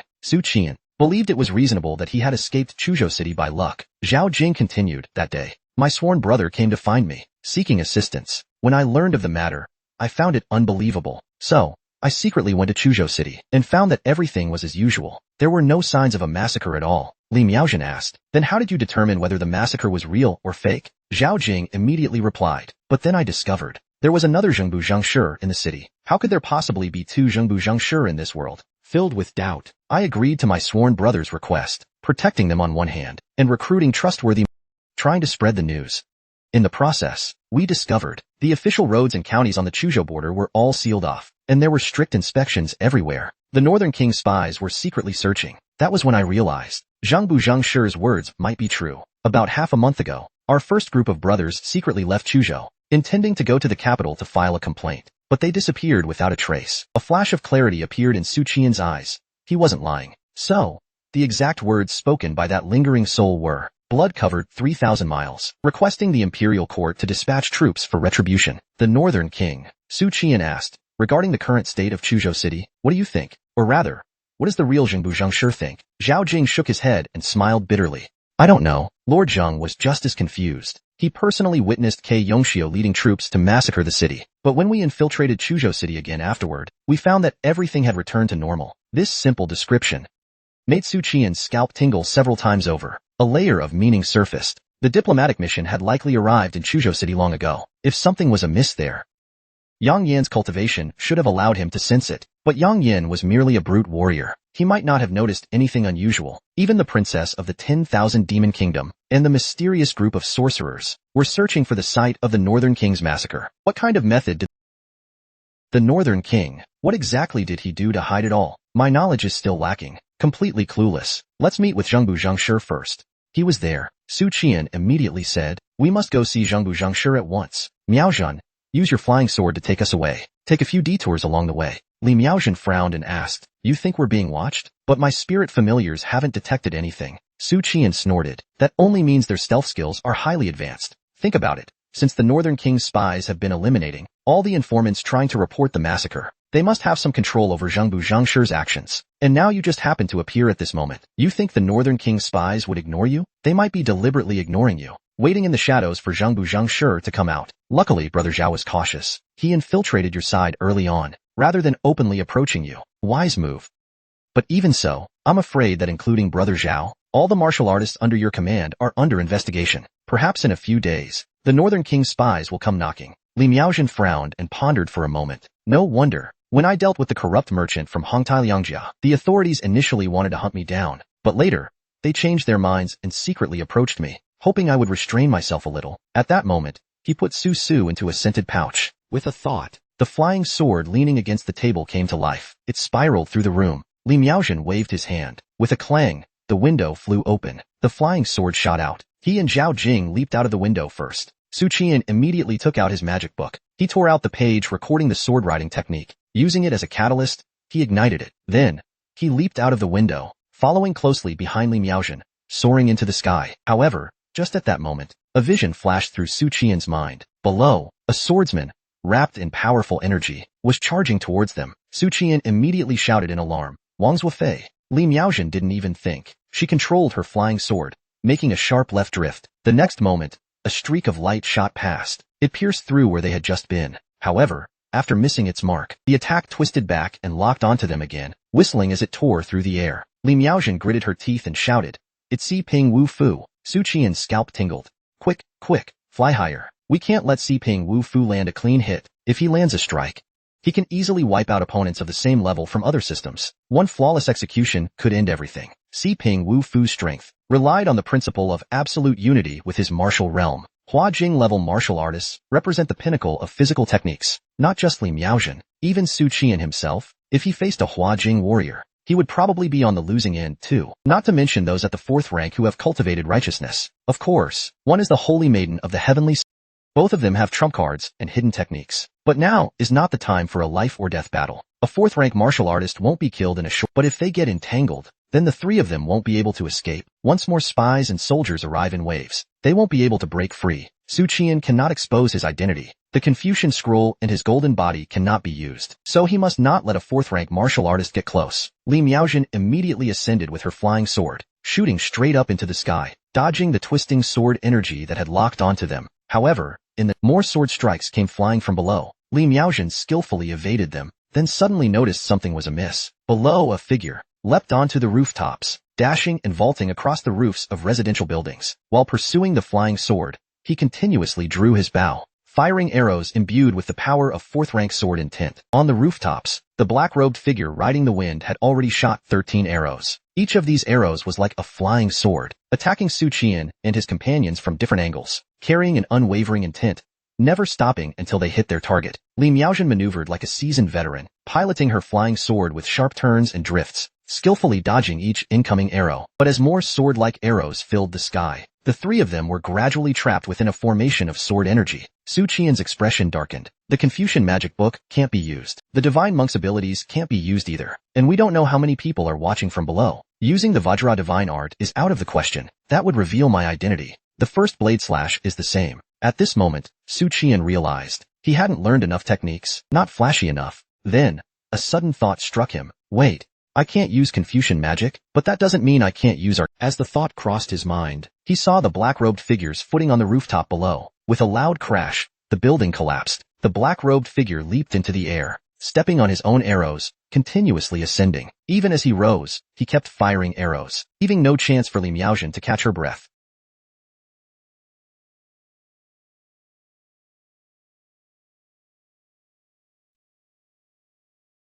Suchan frowned as he observed. This must be a peak 4th rank expert. At that moment, Li Miaojin pulled out a talisman from her sleeve. She whispered incantations under her breath, then suddenly flicked her wrist and released it. The talisman ignited in midair. Flames roared and expanded, transforming into a massive fireball over 10 meters in diameter. Like a miniature sun, Li Miaojin's hair whipped wildly as she thrust her palm forward. The fireball shot toward the black-robed figure like a meteor. The black-robed man shifted sideways in midair, stepping on his arrows to evade the fireball, letting it fall, letting it wreak havoc. He had no intention of stopping it from harming the people below. After all, it wasn't his concern. What did those insignificant ants matter to him? Li Miaojin, however, frowned, then clenched her open palm. With a whoosh, the fireball exploded in midair, like a magnificent firework. Flames scattered in all directions, but were extinguished before hitting the ground. The black-robed figure seized the opportunity, stepping on his arrows to move through the air, rapidly closing the distance between them. Li Miaojin stood firm, her expression calm and unshaken. She raised 2 fingers toward the sky and intoned,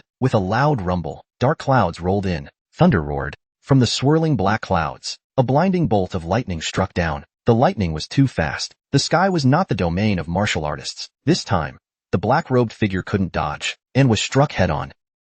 But within the chaotic crackling of electricity, the lightning was deflected by an invisible barrier. Thin arcs of electricity danced across the surface. Although the supreme thunderbolt struck him, he endured it with his energy shield without suffering any harm. In the next moment, the black-robed figure would be upon them. Zhao Jing's face changed dramatically. Inwardly, he thought, this is bad. He even felt that his life might have reached its end. Li Miaojin frowned. Since there was no other choice, they could only land and fight to the death. With her and Suchan's strength, they might be able to kill this peak 4th rank expert. But at that moment, she heard Suchan shout loudly, "Keep flying." She didn't hesitate. She immediately abandoned the idea of land and guided her flying sword higher. At that moment, Suchan flicked his wrist and burned a page of paper, shielding the burning page with his body. He spoke in a clear, resonant voice. One must uphold the virtue of preserving life. Killing is forbidden. The black-robed man, who had been charging fiercely, suddenly had a moment of hesitation. His sharp, ruthless eyes softened. The will to fight vanished instantly. A strange sense of remorse rose within him, but this effect lasted only half a second.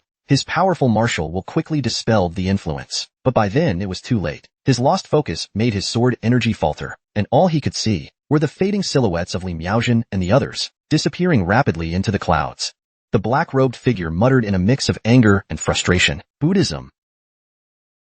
Li Miaojin continued flying above the clouds for a while. Then she changed direction and flew for another period. Only then did she transmit her voice. That was a spy from the Northern King. Zhao Jing replied through voice transmission. With that level of skill, he must be a heaven-ranked spy. Suin Luo was right. We were indeed being watched. His expression showed both admiration and gratitude. Fortunately, the two of you were here. Otherwise, I would have been dead just now. Follow my lead out of the city. I will take you to find Lord Zhengbu Zhengshi. Having witnessed the strength of the Fian heroine and Suin Luo, Zhao Jing felt even more confident in their mission. As long as they are willing to help, if we succeed, we can send word back to the capital, and the imperial court will bring judgment upon the Northern King. Half an hour later, following Zhao Jing's directions, Li Miaojin landed outside a secluded valley. As soon as they touched the ground, Suchan immediately sensed a hostile gaze locking onto him. This was the instinct of a martial artist who trained in the mind-nurturing technique, allowing him to perceive the intent of hostile gazes and thoughts around him. But there was no vision of an imminent attack, indicating that their observer had no intention of striking just yet. Suchan casually turned his head slightly towards Zhao Jing. The latter raised his hand slightly and stepped forward a few paces, then mimicked the call of a night owl. A few seconds later, the same call echoed from within the valley. The frequency was identical. After a brief pause, a tall and burly figure stepped out from the dense forest in the valley. The newcomer was a burly man with a thick beard. Brother Zhao, you finally returned. He stood at a distance, not approaching immediately, his eyes scrutinizing Su.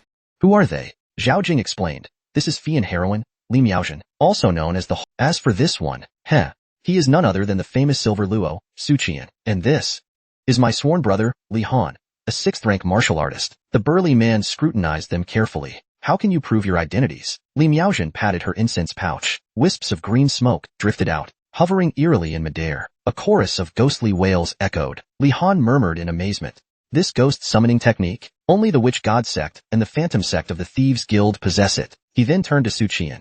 We are fugitives evading capture. We must be cautious. I hope you understand. How can you prove that you are Suyin Luo? Suchan and tossed it over. Give this to Zheng Xinhuai. He will confirm my identity. Li Han took the token and pondered for a moment. Wait here for a moment. He then strode into the valley. About 15 minutes later, Suchan saw the glow of torches. Moving toward them, a group of people approached. Leading them was an elderly man with a dignified aura. The elder studied Suchan closely. Are you truly Suyin Luo? Suchan took a step forward, placed his palms on his cheeks, and rubbed gently. His true face emerged. With a slight smile, he said, Indeed, it is me. The elder's serious face broke into a joyous smile. It really is Suyin Luo. I am Zheng Xinhuai, the rightful governor of Chuzhou. But this is not the place to talk. Come inside, please. Suchan and Li Miaozhen followed them, entering deeper into the valley. Inside, there was a natural cavern, spacious, deep, and leading directly into the mountains. Suchan glanced around the cave. This was where they had fled to after escaping the city. Fortunately, an underground river ran through the cave, allowing them to survive until now. Zheng Xinhuai gestured for them to sit down, then slowly introduced the others. These men were once my retainers. When we first fled, we were over 20. Now, only 6 remain. This elderly man is shunned too by Li, a 5th-rank martial artist in the Grandmaster realm. After our 2 4th-rank experts perished, he became the strongest among our surviving group. The burly man over there is Wei Yulong, a 6th-rank warrior. His weapon is a massive saber. The one wielding a spear is Tang Yushan. His sharp gaze reminds me of Jiang Luzhong, known for his eagle-like eyes. The last man carries a long sword on his back. He is Chen Xian from Guangqing Prefecture, and the gentle-looking woman beside him is his wife. The 2 of them have endured this ordeal together. All of them are at the 6th rank. At that moment, Li Miaozhen untied the red string on her incense pouch and released a wisp of green smoke. The smoke hovered in midair, then coalesced into the vague shape of a man. He murmured, repeating the same phrase over and over. Blood painted 3,000 miles. Request the imperial court to send troops for retribution. Wei Yulong stared at the lingering soul, his expression filled with sorrow. His name was Qian Yui. He was my sworn brother from my wandering days in the martial world. We once worked as bodyguards together, shared both triumphs and bloodshed. Later, I entered Lord Zheng's service, but he remained a drifter in the martial world. After the massacre in Chuzhou, the 6 of us, along with Lord Zheng, were all placed on the Northern King's wanted list. We couldn't travel far. The first person I thought of was him. He was still the same brother I knew, the kind who would give his. Suchan asked, why didn't you expose the Northern King in the Chuzhou court? Zheng Xinhuai shook his head. It would be useless. Doing so would only bring harm to others. The moment word got out, the Northern King's spies would hunt us down. Besides, they say Chuzhou City still stands unharmed. Who would believe me? Suchan thought to himself. In truth, both the Manchu and Demon tribes are searching for the site of the Northern King's massacre. If only you were aware of the broader conflict, spreading the news would have been enough. There would have been no need for the imperial delegation to investigate. Suchan probed further. You must be aware that the imperial court has dispatched an envoy to investigate this case. Zhao Xinhuai sighed deeply. We heard from Zhao Jing. He sends messages back regularly, but we dared not approach the envoy. We feared being silenced. If the Northern King was willing to massacre an entire city, what would stop him from killing an envoy? Suchan firmly stated his identity. I am the lead investigator of this case. Upon hearing this, everyone's expressions brightened. The capital was thousands of miles from Chuzhou, but Suyin Luo's name was well known. He had solved numerous bizarre cases, and his battle with the Buddhist sect had made him famous. Even though Suyin Luo was not in Chuzhou, his legend had already spread there. Zheng Xinhuai stood up, straightened his official robe, and solemnly declared, Suyin Luo, please bring justice to the people of Chuzhou. Suchan did not respond. Instead, Suchan asked, what are your thoughts on the current state of Chuzhou, Lord Zheng? According to you, if Chuzhou was massacred, how could it now appear so peaceful and prosperous? Zheng Xinhuai sighed in defeat.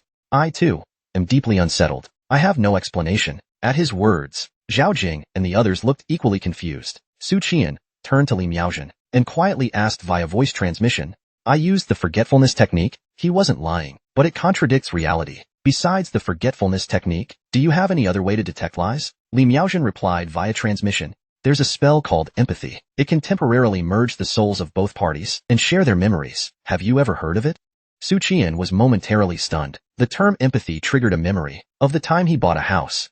When Kaiwei helped him empathize with a ghost from a bell, and he saw the Minister of War conspiring with the Wushan sect. At the time, through a first-person perspective, he had been subjected to the sorcerer Tamraha, repeatedly entering and exiting his mind. Even without physical sensation, it left a lasting psychological impact. Suchan immediately asked via voice transmission, "Is there a way to empathize one-sidedly? I don't want my memories to be seen." He had too many secrets.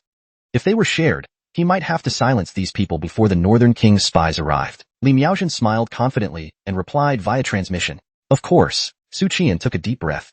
"Then let me see what happened on the day of the massacre." He turned to Zheng Xinhuai. "Lord Zheng, we need to see the scene from that day. Hope you'll cooperate." Zheng Xinhuai nodded lightly. "I understand it's necessary." Li Miaozhen took out 3 talismans from her sleeve and placed them on the foreheads of herself, Suchan, and Zheng Xinhuai. Li Miaozhen reminded them, "Close your eyes and recall the details of that day's massacre." Then he placed his hand on Suchan's shoulder and leaped up. Suchan felt as if he was jumping too, only to realize in shock that he and Li Miaozhen were still standing there, but their souls had left their bodies. Before he could grasp what was happening, a powerful suction emerged from the forehead of a captive, forming a vortex that swallowed both him and Li Miaozhen. The dusk sky was blood-red. Suchan saw a feast once enjoyed in life, with a young man and a gentlewoman sitting at the table. He was seeing everything from Zheng Xinhai's perspective. "Second young Master Zheng, you're wronging your father." "All I did was visit a brothel," he said indignantly. "It wasn't me who stirred up trouble. What did I do wrong?" Just as he finished speaking, Suchan found himself empathizing with second young Master Zheng. "Visiting a brothel? What's wrong with that?" At that moment, a daughter-in-law spoke up. "Father, I want to visit my family. Next month is my father's 60th birthday." The second son shook his head vigorously. "You're crazy. There's been unrest from the barbarians lately. Chuzhou City is so close to the border. If you leave the city recklessly, what if you run into a band of Manchu soldiers on the way?" Zheng Xinhai was furious.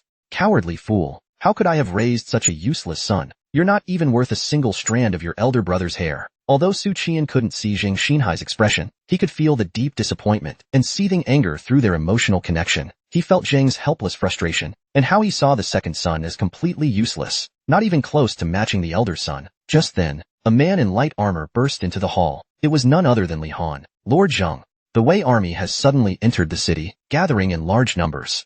The townsfolk are at a loss. What should we do?" Zheng Xinhai was startled.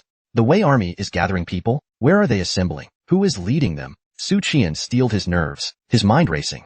"Is a massacre coming?" Then he heard Li Han say, "The people were gathered in all 4 directions, east, south, west, and north. The one leading them was the Commander-General, the protector of the nation, Ke Yongxiu. He's currently at the southern city." Zheng Xinhai put down his chopsticks and stood up. "Wait, I need to see this for myself. Notify Mr. Zhu to accompany me." Without delay, Zheng Xinhai took his horse from the hall and galloped toward the southern city. Along the way, he indeed saw Wei soldiers driving the people, forming them into groups, but their destination was unclear. Zheng Xinhai roared, "Stop! What are you doing?" But the soldiers, stern and silent, stood still without a word. A bad feeling surged in Zheng Xinhai's heart. He chose not to waste time arguing, and sharply cracked his whip, galloping south down the streets.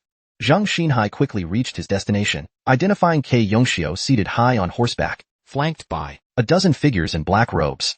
Zheng Xinhai squinted, and sternly asked, "Protector of the nation?" Ke Yongxiu, cold and impassive, said, "It's fortuitous that you've come, Governor. Repeated incursions at the border, burning, looting, and slaughtering. Do you know why this happens?" Zheng Xinhai frowned, unable to grasp his meaning. He said, "What does that have to do with gathering these people?" Ke Yongxiu pointed his spear toward the tens of thousands of people. "It has everything to do with it. As citizens of Dafeng, they must dedicate themselves to the stability of the border. Even if it costs them their lives, they must make sacrifices for Dafeng. They will shed blood for their country. Governor, do you think this is unreasonable?" Zheng Xinhai found it absurd, and was about to rebuke him when he saw Ke Yongxiu spur his horse forward, charging into the crowd. Suddenly, there was a sound.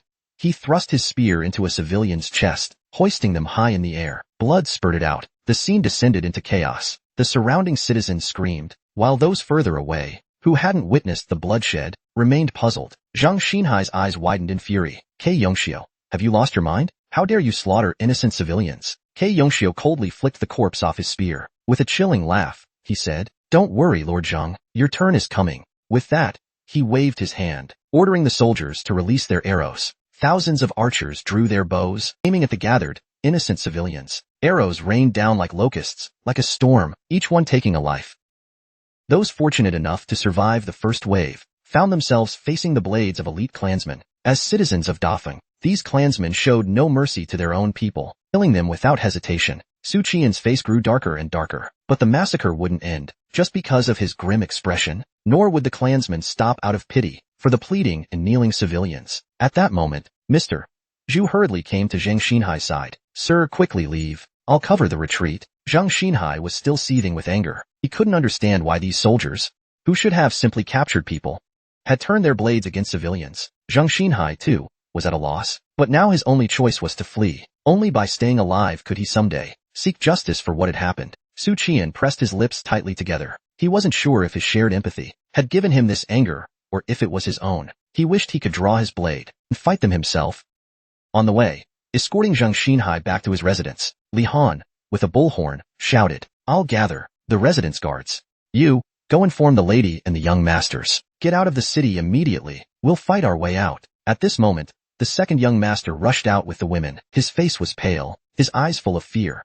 "Father, what's happening outside? Have the barbarians invaded?" Zhang Xinhai kept it brief.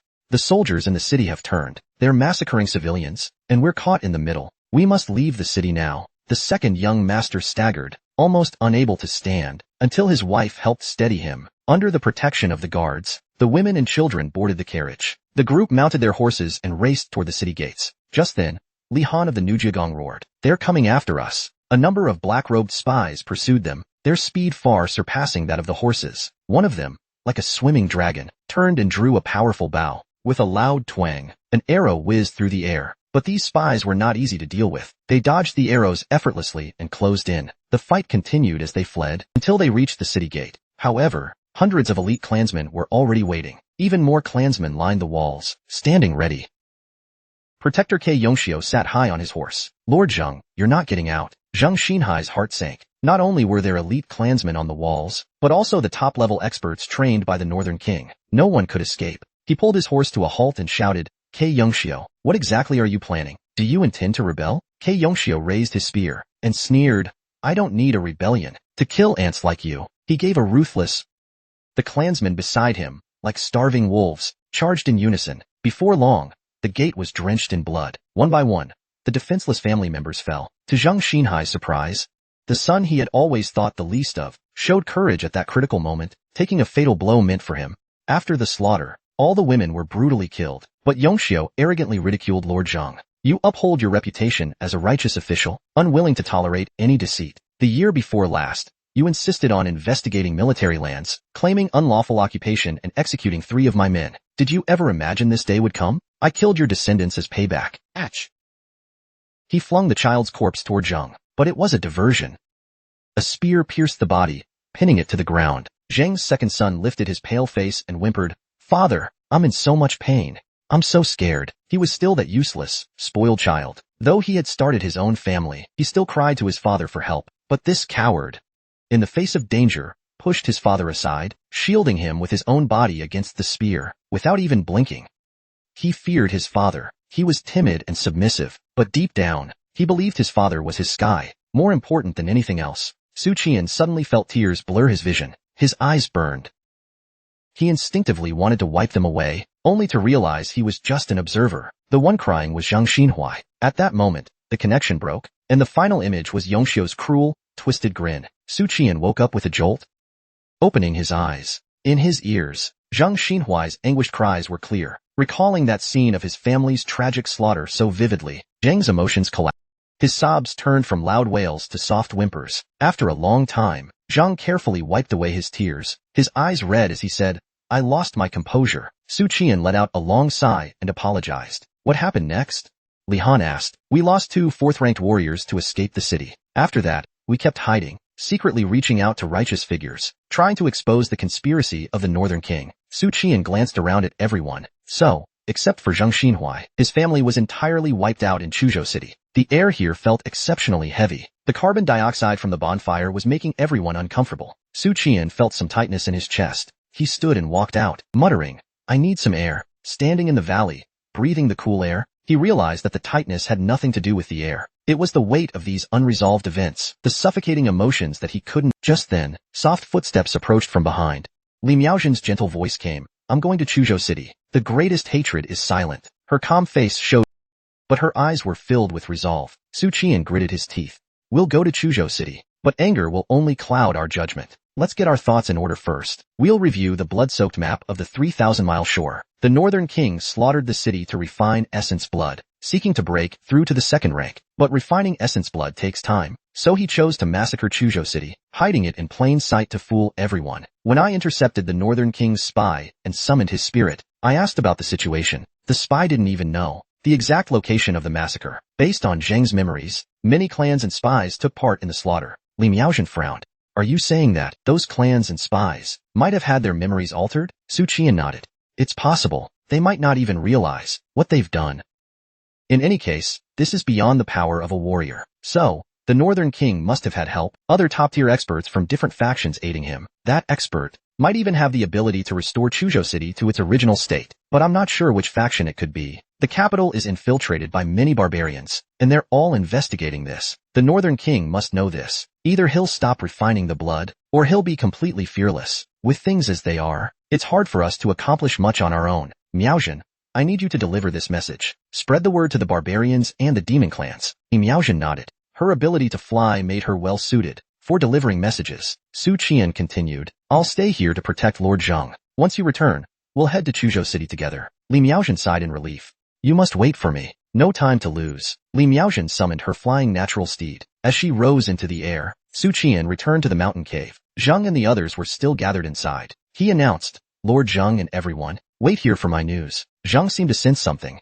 What are you going to do? He asked urgently. Suchan replied calmly. I'm going to Chuzhou to invest. His gaze swept across the room. I deeply admire you all for staying by Lord Zheng's side, protecting him without faltering. It's because of people like you, heroes like you, that the world feels inspiring. I promise all of you, I will bring the culprits to justice and restore fairness to Chuzhou's people. Zheng Xinhuai rose and cupped his hands, saying, with that, I can die without regrets. Li Han and the others likewise cupped their hands, expressing their agreement. As dawn approached, Suchan reached a small county town and checked into the best inn available. He pulled out a fragment of the earth. The slumbering princess rolled onto the soft bed. Suchan gently patted her cheek. Wake up. Then he remembered that he had drugged her earlier. Using his inner force, he forcibly woke her. The princess's dazed pupils slowly refocused.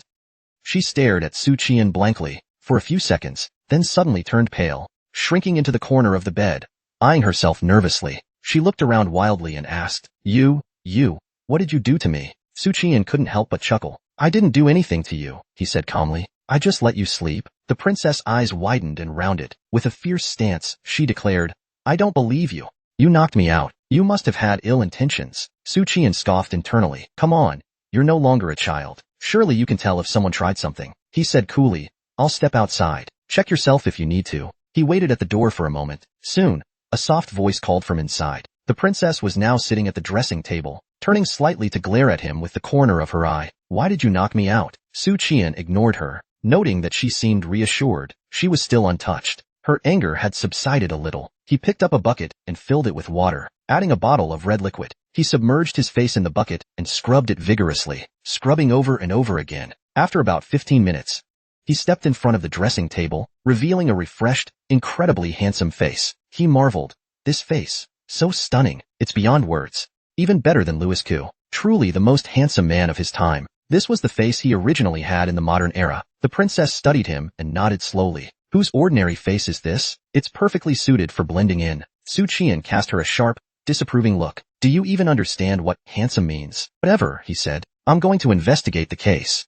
I can't bring you along, so this was the best option. After a pause, he added, by the way, the Northern King slaughtered Chuzhou City. There was a loud thud. A wooden comb fell to the ground. The princess' delicate face was a mix of shock and sorrow. No matter who they are, hearing the news for the first time, they wouldn't believe it. The princess was no exception. So Suchan briefly explained what had happened to Zheng Xinhuai. The princess muttered, even though I dislike him and hate how he and his brother treated me as a bargaining chip, I still admired him deep down. He was the greatest martial artist of Dafeng, brilliant and resourceful, guarding the frontier for the people of Dafeng for over a decade. But I was wrong. He was selfish. He didn't guard the frontier for the people. He only did it because Dafeng was his family's domain. He couldn't allow outsiders to plunder it. In their eyes, the people were just objects, things that could be traded or sacrificed. When needed, they could be sacrificed without hesitation. He must have known the Northern King was slaughtering people. But hearing you describe the massacre, it's hard to control my emotions. The Northern King's atrocities are unforgivable. The Duke Protector, K. Yongxiu, deserves the harshest punishment. But as a third-ranked martial artist and a prince of Dafeng, who can bring him to justice? Who can make him admit his guilt and accept punishment? At this point, Suchan said, I'll be leaving for a few days. Stay put in the inn. Don't go anywhere. As he spoke, he handed her a fragment of the Earth Book. Take care of this for me for a few days. It's very important. Suchan hadn't planned on showing the fragment to the princess. Ideally, he would have given it to Li Miaozhen. But since the princess was still in the room, and the fragment wasn't just an object that could stay hidden forever, he had no other choice. Besides, letting the monk see it would be too risky. If he lost control, everything on him, including his clothes, might disappear. To ensure Dafeng's most beautiful woman didn't starve to death, he had to go with this plan. Luckily, the princess was naive and didn't understand its value. To her, the Earthbook fragment might just look like a crude little trinket. The princess didn't examine it closely. She just looked at him and asked, Where are you going? At that moment, images of civilians flashed through Suchan's mind. He saw a scholar with a blade driven through his chest, a mother holding her child as she fled, only to be killed, and a child whose lifeless body hung from a spear. He saw the second son of the Zheng family pinned to the ground, dead. Suchan's expression was calm, but his eyes were filled with unwavering determination. I said I would punish the Northern King, he declared. He does not deserve those essences. I will make him pay. I will make him and Duke Protector K. Yongxiu pay. I'm going to Chuzhou. The princess looked into his eyes, and she knew she couldn't stop this man. She bit her lip and said softly,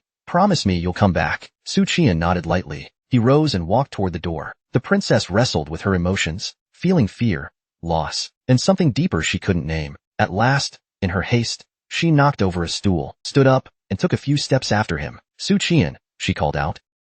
She watched his retreating figure. A brave, resolute young man whose sense of justice burned bright. Courage and loyalty move hearts, she murmured. So you must come back. Meanwhile, atop the distant mountains, the sound of horns echoed. 20,000 elite riders of the Blue Rock clan had gathered on the plains at the base of the mountains. They brandished scimitars and sat atop scaled warhorses with single horns. Through the sound of the horns, they gazed at the majestic palace before them. Heavy footsteps approached from the distance. A towering green giant, 2 zhang tall, emerged from the palace. Each step caused the ground to tremble slightly. In his hand was a massive sword, a weapon no ordinary man could wield. Its blade carved deep grooves in the earth as it dragged behind him. The green giant raised the enormous sword and let out a deafening roar. At Chuzhou City, the Blue Rock Riders lifted their scimitars, swinging and shouting. At Chuzhou City, on a mountain in the northern Red Range, a mist-shrouded valley awaited. A white-clad sorcerer, his face obscured, stood at the edge of the cliff. He looked down and the sorcerer murmured, Bring the wine. As his words fell, the blood-colored mist below began to roil. A giant shadow rushed toward him, coming to a halt before the sorcerer. Compared to this massive form, the sorcerer was as small as an ant. The white-clad sorcerer whispered, In Chuzhou City, the giant serpent's third eye suddenly opened, sending a golden beam piercing the heavens. Miles away, in a forest, a stunningly beautiful woman extended her hand. A black eagle circling the skies above landed on her forearm. The eagle spoke in human language. He sent word. It's in Chuzhou City. The graceful woman in the white dress smiled faintly. Well, it seems he's not only after the essence blood, but also the Northern King's life. I order all demon soldiers to attack Chuzhou City. High above the towering city walls, a massive 3-story gate tower loomed. From the highest level, one could see for miles. A middle-aged man stood, blade in hand, none other than the Northern King himself. His life story was nothing short of legendary. From a young age, he possessed incredible strength, able to wrestle tigers and leopards, but he was no brute, far from it. His intelligence far surpassed that of his siblings. A fierce warrior and cunning strategist, he was once hailed as Dafeng's guardian deity, and yet, the throne was never given to him. He never cared. To him, true power came not from titles, but from reaching the pinnacle of martial arts. Authority would follow naturally. His royal status was merely a stepping stone on his journey to martial supremacy. At 15, he picked up a weapon. By 20, he was unmatched in the capital. At 25, he became the guardian of the North, a position he has held for 16 years. His crowning achievement came 20 years ago, when he accompanied Wei Yuan on a campaign. As vice general of the army, He wielded the nation-guarding sword, cutting down countless masters from the northern and southern barbarian tribes. Historians regarded him as the second greatest contributor. At that moment, a clan messenger approached hurriedly, holding a confidential letter. The northern king reached out, and the letter flew into his hand. He unfolded it and read it carefully. The letter detailed 3 matters. The first was an apology. Despite the spies' best efforts to search the borders, they had found no trace of the princess, or the 4 Manchu leaders who had abducted her. The second concerned the fugitive. The letter reported that flying swallow heroine Li Miaozhen had successfully made contact with them. Attempts to intercept her had been thwarted by a Buddhist expert, allowing her to escape. Finally, there was military intelligence. The Blue Rock clan's 20,000 cavalry were on the move. They carried no baggage and were advancing quickly, heading straight for Chuzhou City. In addition, the Northern Demon Clan's leader, Julian, was leading his forces southward, also targeting Chuzhou City. They hadn't attacked civilians or other cities. Their sole focus was Chuzhou. Since Chuzhou was already near the border, the combined forces of the Blue Rock Cavalry and the Demon Clan would reach the city by dusk. The Northern King crumbled the letter into ash and dismissed the messenger. He gazed out at the vast, empty battlefield buffer zone and murmured, "They found out after all." A voice echoed from the void, responding to him. That was expected. There are plenty of people familiar with Mu Lanling's methods. Many eyes are watching you, waiting for you to grow stronger, so they can seize what you've built.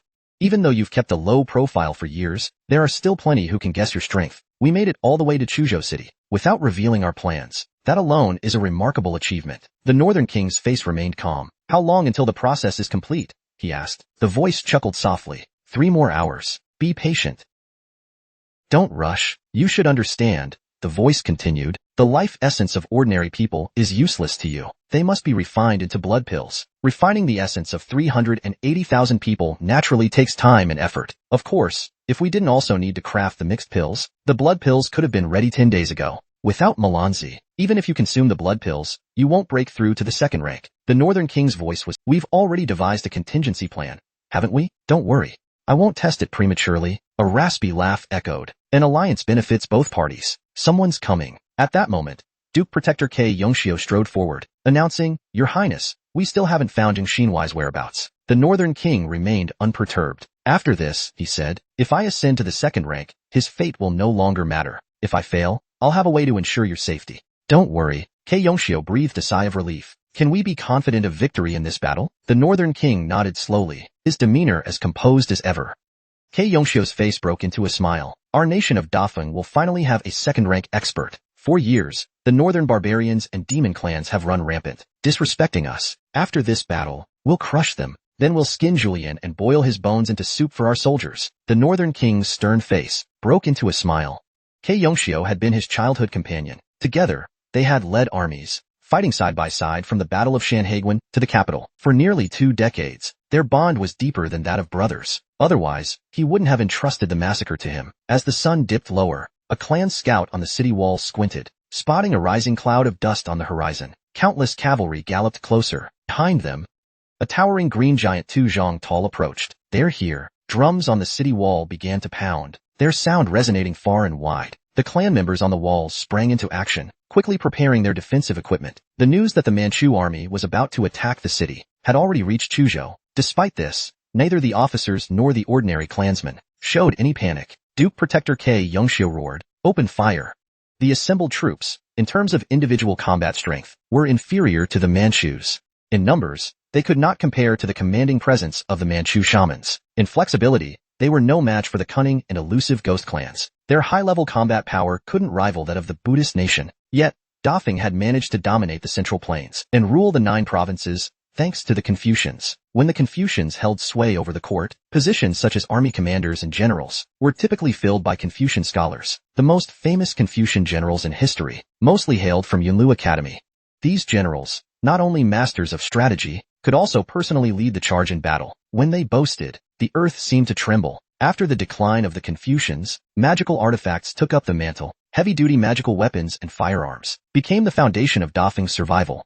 Especially when defending cities, they were veritable meat grinders. Blinding beams from heavy swords and meteor-like fireballs rained down continuously on the green giant. The giant withstood these barrages, not using his massive sword to deflect them. Although these attacks posed little threat to him, they spelled doom for the cavalry behind him. The Northern King remained calm, muttering with disdain, "The Valley of Great Strength. When the Green Giant was less than 200 meters from Chuzhou City, he stopped, staring at the figure on the city wall. His face was filled with scorn. Suddenly, he dropped to his knees, the ground cratering beneath him, and lunged toward the city wall. A fierce wind howled. The 2-zhang-tall green figure charged forward, radiating intense energy, as if it could level a mountain. At that moment, the Northern King on the city tower moved. Amid the crumbling stones, he leapt into the air, drawing his long blade as he reached the peak. The Northern King immediately dove down, his long blade exuding an overwhelming sense of pressure. The Green Giant had no choice but to steady himself, and his massive sword swung upward in a swift counterattack. As the Northern King struck midair, the impact echoed thunderously across the battlefield. A shockwave rippled out in a circular pattern, like the detonation of dozens of cannonballs. The shockwave spread through the air, causing shattered rocks to fly in every direction.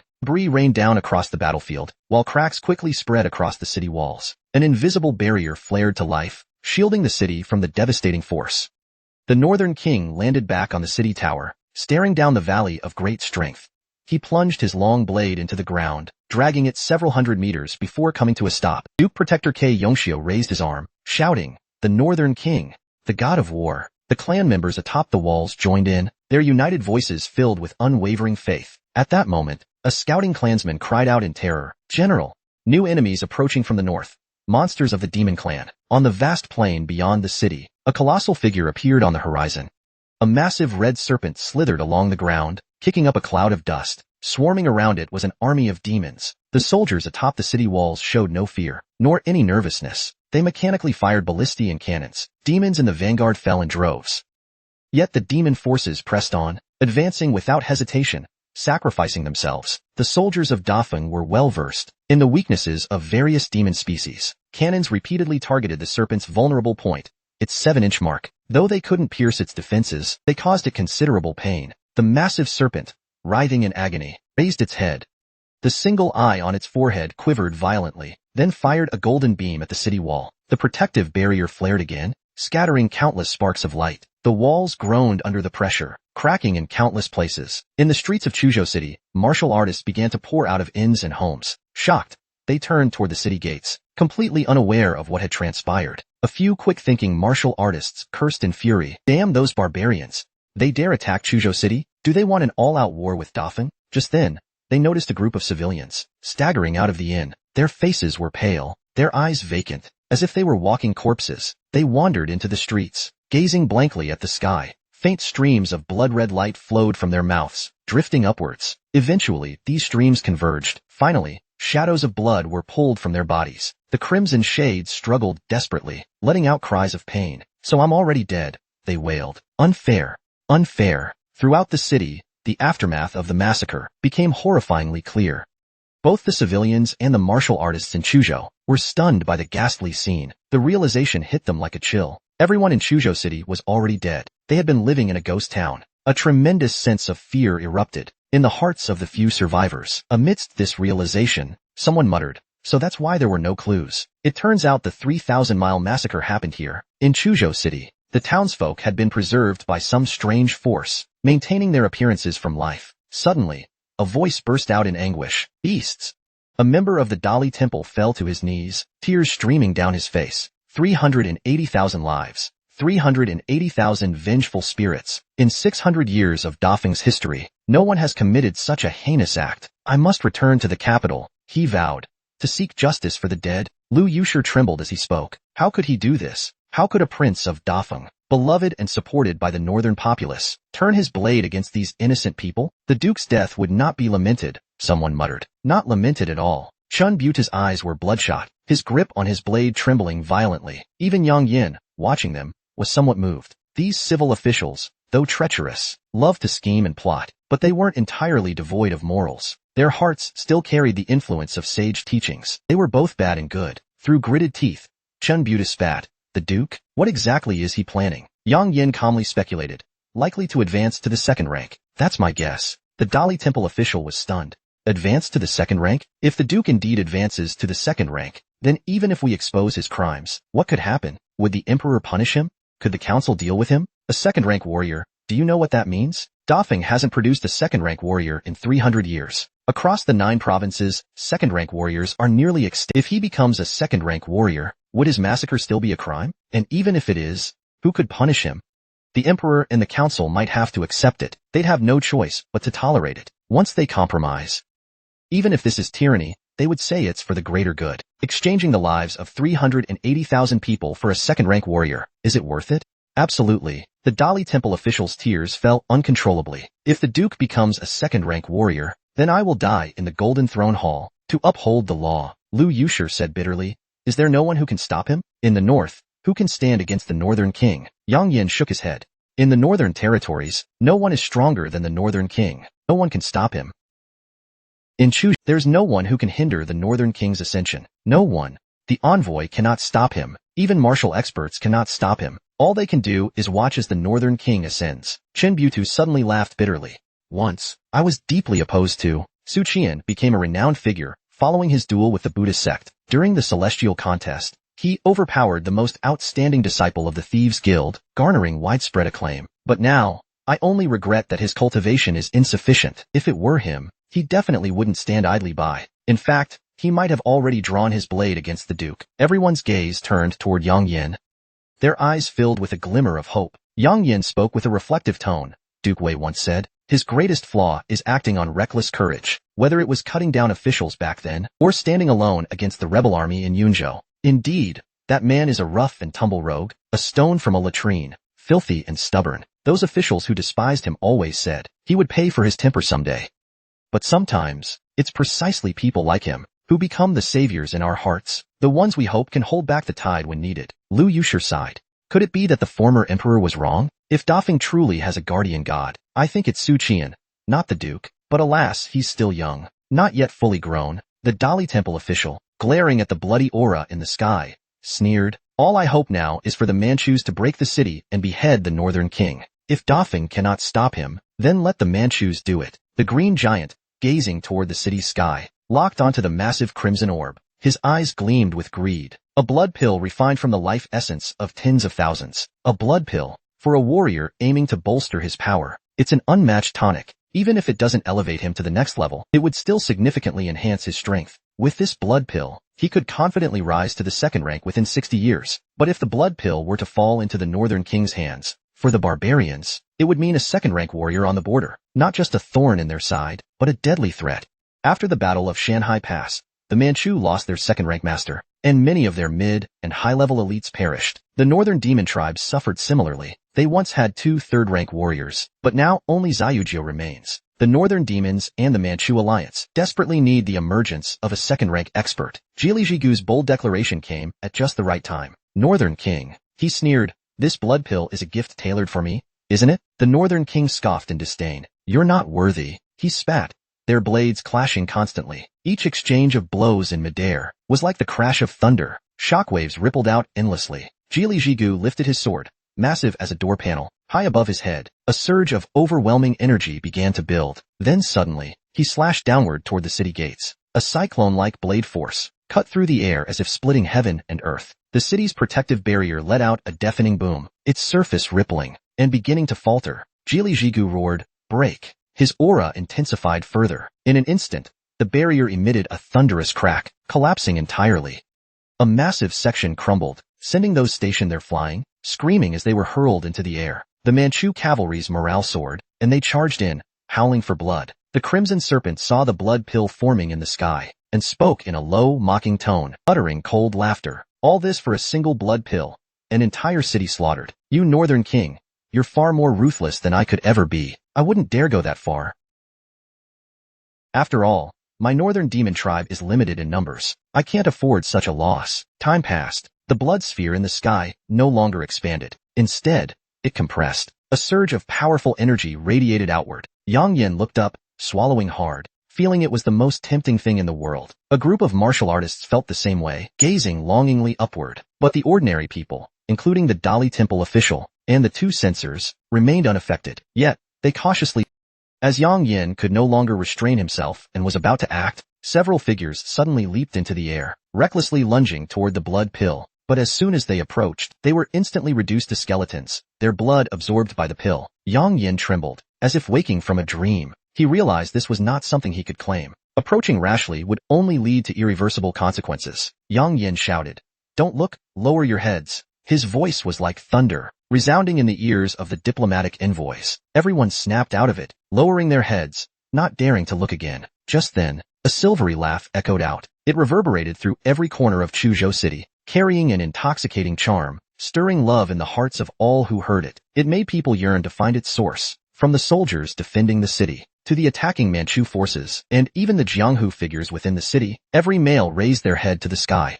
A faint figure descended from the heavens, beautiful beyond measure. Her allure was unmatched. She seemed like a celestial being from the gracefully stepping into the mortal realm. A celestial maiden in white approached, her soft, enchanting voice reaching everyone's ears. Thank you, Northern King, for preparing this wedding gown for me. Ji Li Jigu laughed heartily, mocking, well stolen. Ha, ha, ha. Northern King, you thought I came to besiege the city. I was just toying with you. As he continued to clash with the Northern King, his eyes narrowed, gazing at the heavenly beauty in the city. She truly is a stunner, he murmured. If I could take her back as the tribe's matriarch, that would be ideal. Then he turned back to the Northern King. You, a mere warrior, think you can outwit me? I always knew you had allies. To ensure absolute success, we invited the nine-tailed fox lord from the 10,000 demon kingdom. Heh, your walls won't stop her. She'll take your blood pill, and the three of us, her, Zhujiao, and me, will divide it. The Northern King smirked. Oh, really? Why don't you think about this? Who drew the city's main formation? To the north of the city, the brutal battlefield grew even more chaotic. All the demons' eyes suddenly turned crimson. They began to kill each other. Zhujiao was startled, shouting. A shaman is aiding him from the shadows. His forehead's third eye abruptly emitted a dark light. Though the dark light, it pierced the city's defensive barrier, striking a void within the city. There, a figure emerged from concealment, cloaked in black, hooded. Although unharmed, the dark light rendered him stiff and cold, slowing his thoughts and movements. This prevented the shaman from stopping the white-robed woman, from seizing victory. High above the clouds, a figure in flowing white stood at the cloud's edge, overlooking the city below, muttering. After the massacre, souls were sealed back into their shells, and the bodies kept alive through secret methods. Then, using the entire city as a cauldron, the blood and souls of its inhabitants as fuel, pill is nearly complete. All the while, shamanic arts clouded the heavens' perception, using the city's formation as the key. A perfect trick.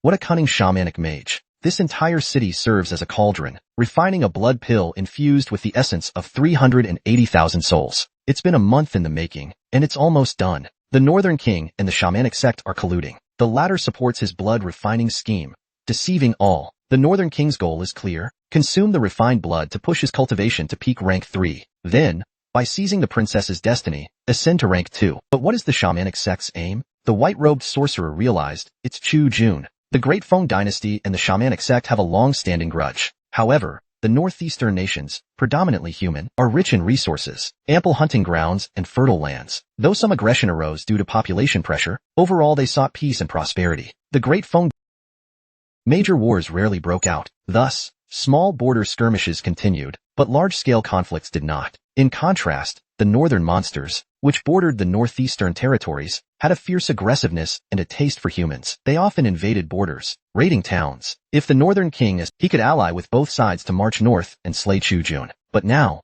he himself has come. The white-robed sorcerer furrowed his brow. No, this formation isn't the work of the shamanic sect. The white-gowned woman reached for the blood pill. As she was about to seize her prize, a black lotus suddenly appeared and its petals, dripping with viscous black liquid, exuded corruption and malice. The woman recoiled, her fingertips tainted black, the stain rapidly spreading.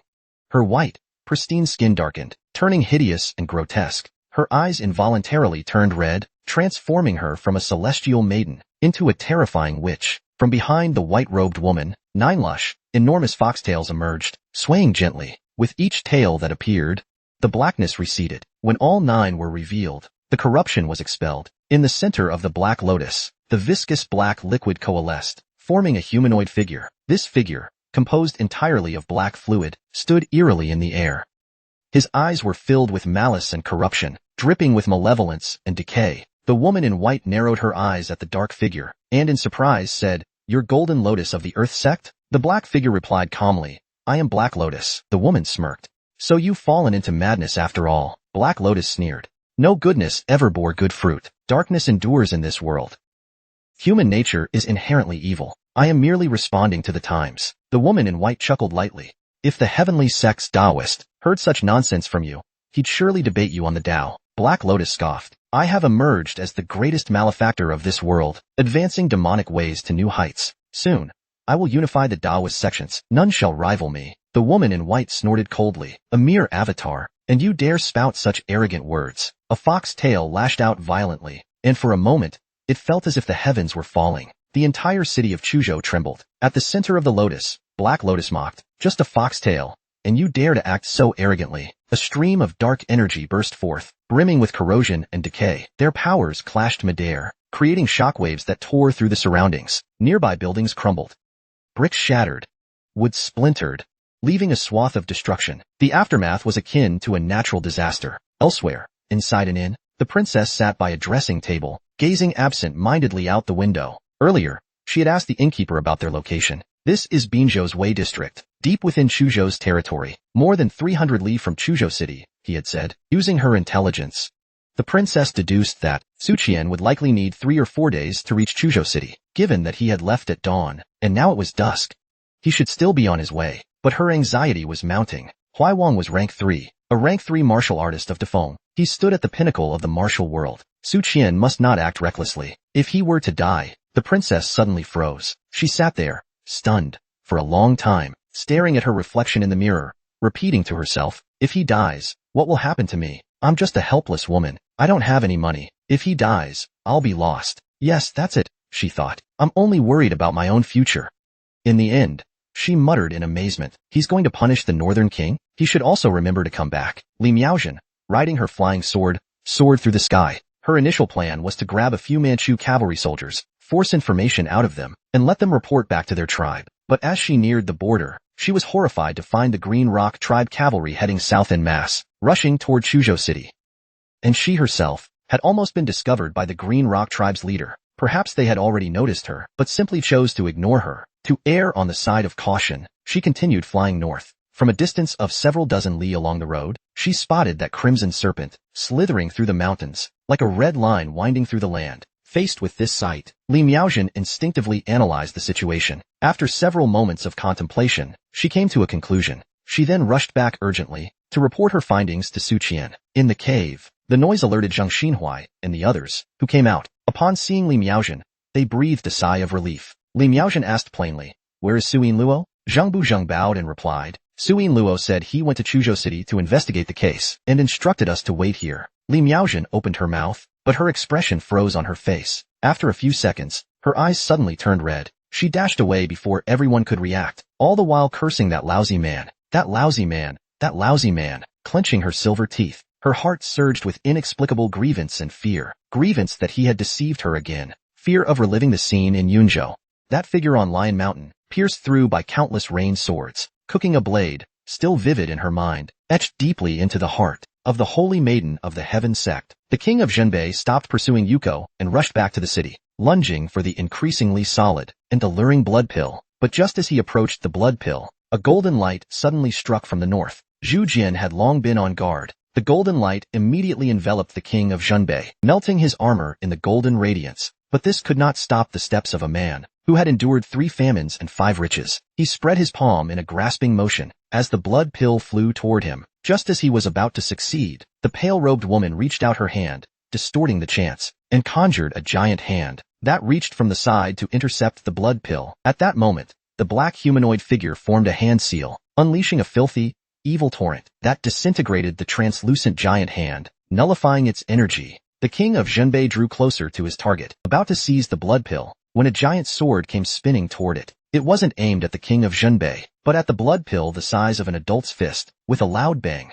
the blood pill was struck by the giant sword, embedded into the ground, still emitting a silent, bloody glow, and undamaged. A towering green giant strode forward, reaching out to summon the giant sword back to his hand. The protective array of Chuzhou city was shattered. Several third-rank experts gathered here, their sole goal the blood pill within the city. The Valley of Auspiciousness's Lung Hong said, "That wizard appears to be only third rank, but his command of troops and deployment is unparalleled. This squad isn't even worth a single hand of mine. As for that Earth sect, relying on filthy power to act recklessly, it's like the body from a cesspit, repulsive, but hardly a significant threat to us." Zhu Jian's tone wavered, and he let out a hoarse laugh.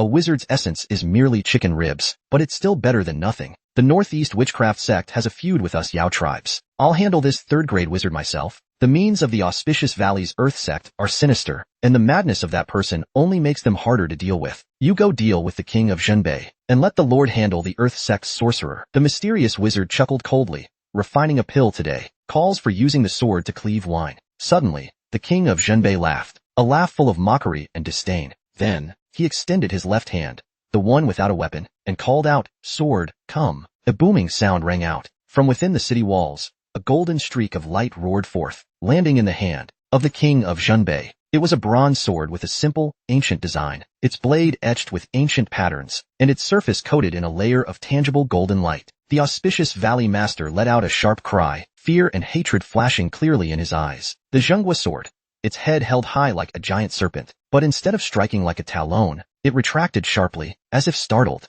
The nine-tailed woman hovering in the air looked intensely, her delicate, unparalleled face grave. Her gaze locked on the bronze sword in the king of Zhenbei's hand. Wasn't the Zhenghua sword in the Great Feng capital? When was it secretly sent to Chuzhou? The king of Zhenbei, one hand gripping a blade, the other a sword, glanced at the gathered experts with a smile. Since I've decided to advance, why wouldn't I have a foolproof plan? If you hadn't discovered Chuzhou's secret, it wouldn't matter. Now, I'll advance as planned. But even if you learned of Chuzhou's secret, it's fine. The Zhenghua sword is here waiting for you. Now that the princess's whereabouts are unknown, her fate is missing its spiritual fortune. You can only compensate for this from one of you? The black-robed wizard with a bean-shaped hat smiled sinisterly. Today, I divined a most auspicious sign. Otherwise, why would I remain here? As his words fell, he raised his hand and calmly aimed at the giant serpent on the city wall. In an instant, the serpent spewed fresh blood from its mouth. For a high-ranking wizard, a curse no longer required any media, serving as a reliable method.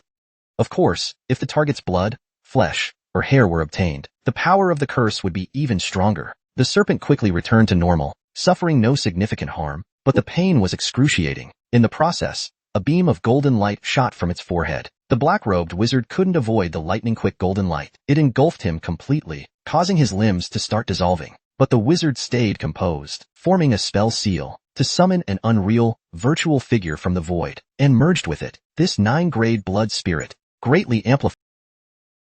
It was a self-perpetuating enhancement, bringing his vitality to rival a mighty warrior's. The enhancement allowed him to summon wandering spirits from the heavens and earth, the spirits of ancestors. Typically, it could only call warrior or Yao spirits, and ancestral spirits of his own system. It couldn't summon Buddhist spirits, and if it tried to summon Confucian spirits, the spirits would retaliate. It couldn't summon the first generation of corrupt official spirits, as they would be eradicated by the present era's officials. Summoning spirits from the thieves' lineage was risky. For example, an enraged Taoist guardian spirit from the imperial sect, or a fiery human sect guardian spirit. No one had ever successfully summoned a heavenly sect guardian spirit. High-grade experts on both sides clashed fiercely, turning Chuzhou into ruins. No one tried to seize the blood pill, but everyone kept it locked as their target. Whoever tried to take it by force would be met with attacks from everyone. On the city walls, Kei Yongxiu watched as Chuzhou turned to rubble. Instead of anger, he reflected, destroying his Chuzhou city. It was reduced to ruins by the barbarians and the Yao tribes. The people of Chuzhou were left without even their remains in the battle of these high-level experts. All traces will be buried in this conflict. This has nothing to do with me, Kei Yongxiu. With the Zhenghua sword in hand, one strike raised an army. The king of Zhenbei had the upper hand, dominating the field. The sword left deep scars on Ji Lizagu. Ji Lizagu howled in pain, crying, "This is a disaster. This Zhenghua sword killed my father years ago. Now it's coming for me." Zhu Jian shouted in rage.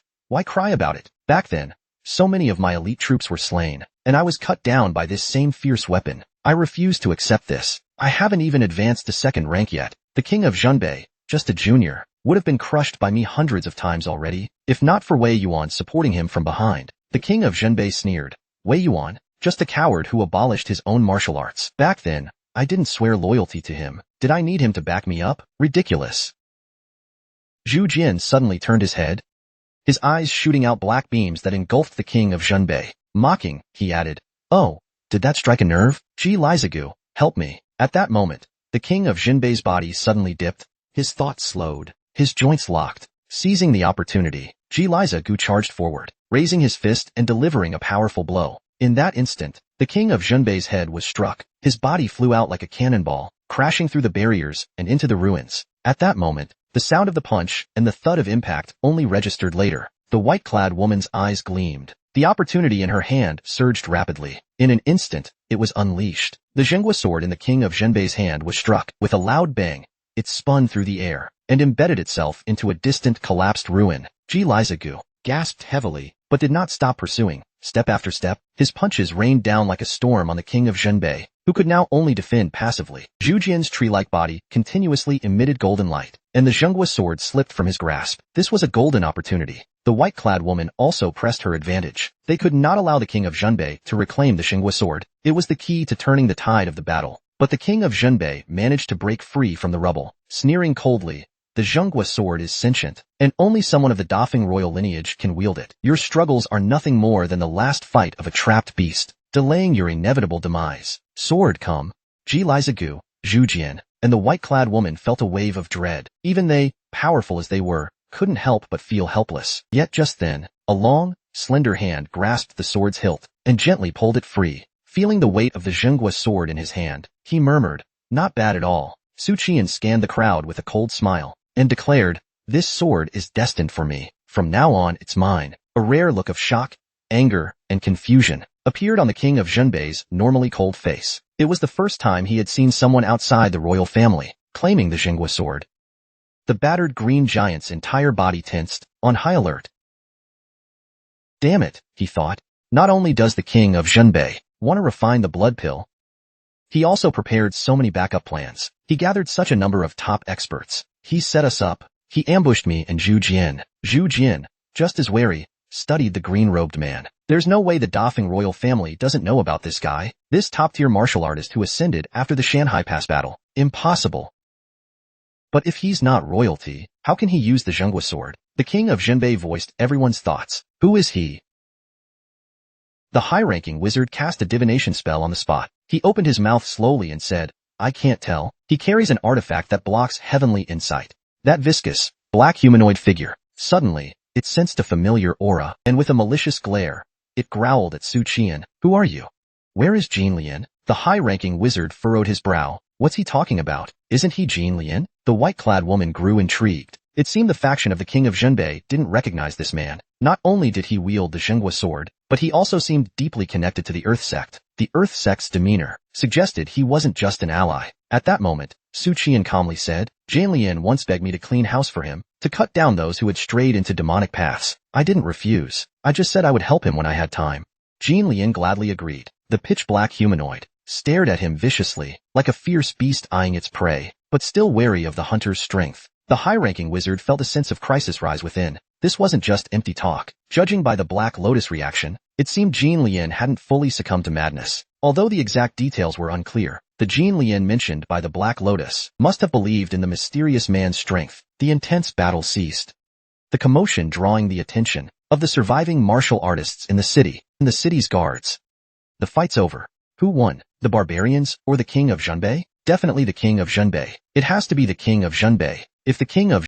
None of us would survive. On the city wall, Shui Yongxiu gazed uneasily at the unexpected figure. Chuzhou must become ruins, and the survivors in the city must die, including the diplomatic mission. Only this way can I cover up the truth about the massacre, as long as there's no evidence. And with the king of Zhenbei's protection, plus my rank as a first-class duke, the descendants of the founding generals, along with my years of guarding the capital, even Wei Yuan and Wang Zhenwen can't touch me. I hope everything proceeds as planned. Who is this person anyway? Why is he able to wield the Zhenghua sword? Is there another hidden master in the royal family? Who is this person, really? Does Prince Huai know anything?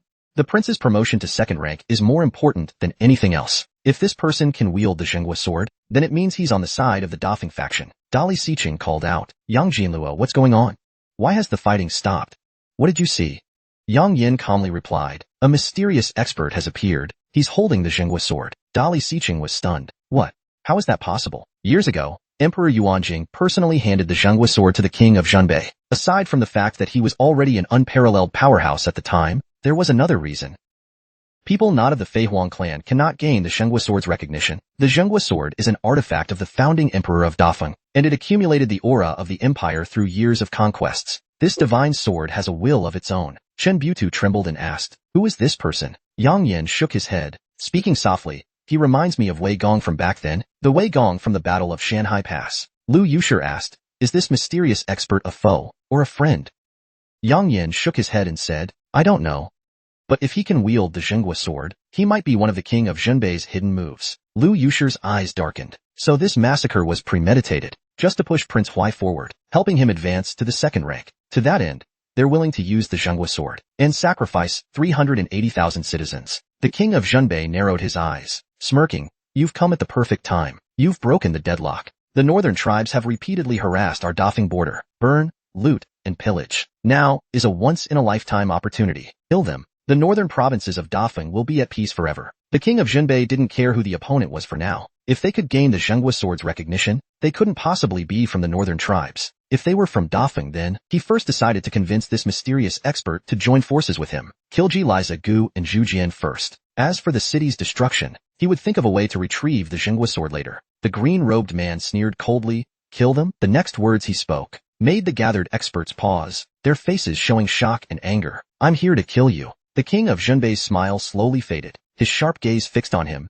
Do you know what you're saying? Suchan's voice rolled out like thunder, as if the heavens themselves were issuing a decree. To satisfy your selfish ambition to advance to the second rank, you massacred 380,000 citizens of Chuzhou. Countless lives were lost because of you. People revered and loved you, treating you like a deity. And yet, have you not betrayed the people of Dafeng who adored you? Have you not failed the founding emperor who built this nation with hardship? Have you not let down the spirits of our ancestors? Have you not failed those 300,000 wrong souls? His resounding questions echoed through the heavens. Tens of thousands of Beijing citizens doubted their ears. Did he just say the king of Zhenbei massacred a city? He said the people of Chuzhou were slaughtered by the king of Zhenbei in collusion with evil gods? That's impossible. The people of Chuzhou were living well before. It was the barbarians and the Yao tribes who trampled the city, using their sinister magic to kill everyone inside. That's all nonsense. Hopefully, the king of Zhenbei will cut him down, but he's holding the Zhenghua sword. I've heard only royalty can wield it. Could it be true then? Dali Siqing trembled with excitement. It's a fair condemnation. He's voiced what the people feel. What difference does it make if he's a prince?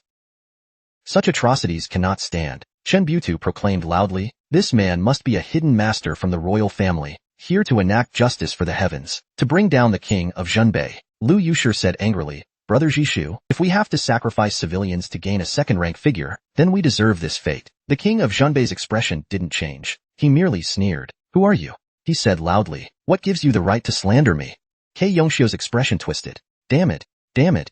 He must die. Where did this dog come from? Why is he ruining everything? Why is he ruining Prince Huai's plans? He immediately stepped onto the wall and shouted, this is all a plot by the northern tribes. They're trying to frame our king of Zhenbei. The people of Beijing suddenly understood. That's right. The king of Zhenbei has defended the borders for years, never rebelling against the capital. He's our hero. Don't let that man deceive you. We'll protect the king of Zhenbei with our lives. But just then, Suchan tossed the Zhenghua sword. With a clang, it stabbed into the ground. He seemed to hear the sword whisper its grievance, accusing him of abandonment. Suchan declared, King of Zhenbei, the Zhenghua sword is sentient. It can distinguish good from evil. If you have no shame in your heart, ask it whether it will choose you. The king of Zhenbei approached with a sneer. The Zhenghua sword doesn't choose people, only aura. As a prince of Dafeng, my name endures, my aura persists. Why wouldn't I be able to wield the Zhenghua sword? Liza Gu and the others felt their hearts stop. This is bad. We can't let him get the Zhenghua sword. The king of Zhenbei reached out for the emperor's relic. Using his connection, he began to draw. Seeing this, Zhu Jian, Liza Gu, and the white-clad woman's faces darkened. Instinctively, they moved to stop him. It was too late. Suddenly, something changed. The sword began to glow faintly with a golden light. The aura of Zhenghua sword opened, preventing Prince Huai from approaching. The Zhenghua sword rejected Prince Huai. The king of Zhenbei's expression darkened. In a flash, he appeared before the Zhenghua sword, reaching out to pull it. However, with a thunderous boom, the pale golden light exploded, a shockwave surging like a tide, pushing the king of Zhenbei away. The city walls in the distance erupted into an uproar. Thousands of clan members on the walls watched the scene from afar. They saw the Zhenghua sword spurning the king of Zhenbei, resisting his touch. Something in their hearts began to realize. The Zhenghua sword was rejecting the king of Zhenbei. Did the king of Zhenbei truly massacre the city? That couldn't be true. The Zhenghua sword was Dafeng's divine weapon, a legendary blade passed down by the founding emperor. To military men, it held unparalleled reverence. The Zhenghua sword had rejected the king of Zhenbei because of his unforgivable sins. He had slaughtered the people of Dafeng. He was at odds with the Zhenghua sword's spirit. Suchan stepped forward slowly, effortlessly drawing the Zhenghua sword. It carried with it an endless wrath. Chun Shang said sternly, "Heaven's retribution will fall on you, King of Zhenbei. Today is the day you die." The King of Zhen. This is impossible. How could this be?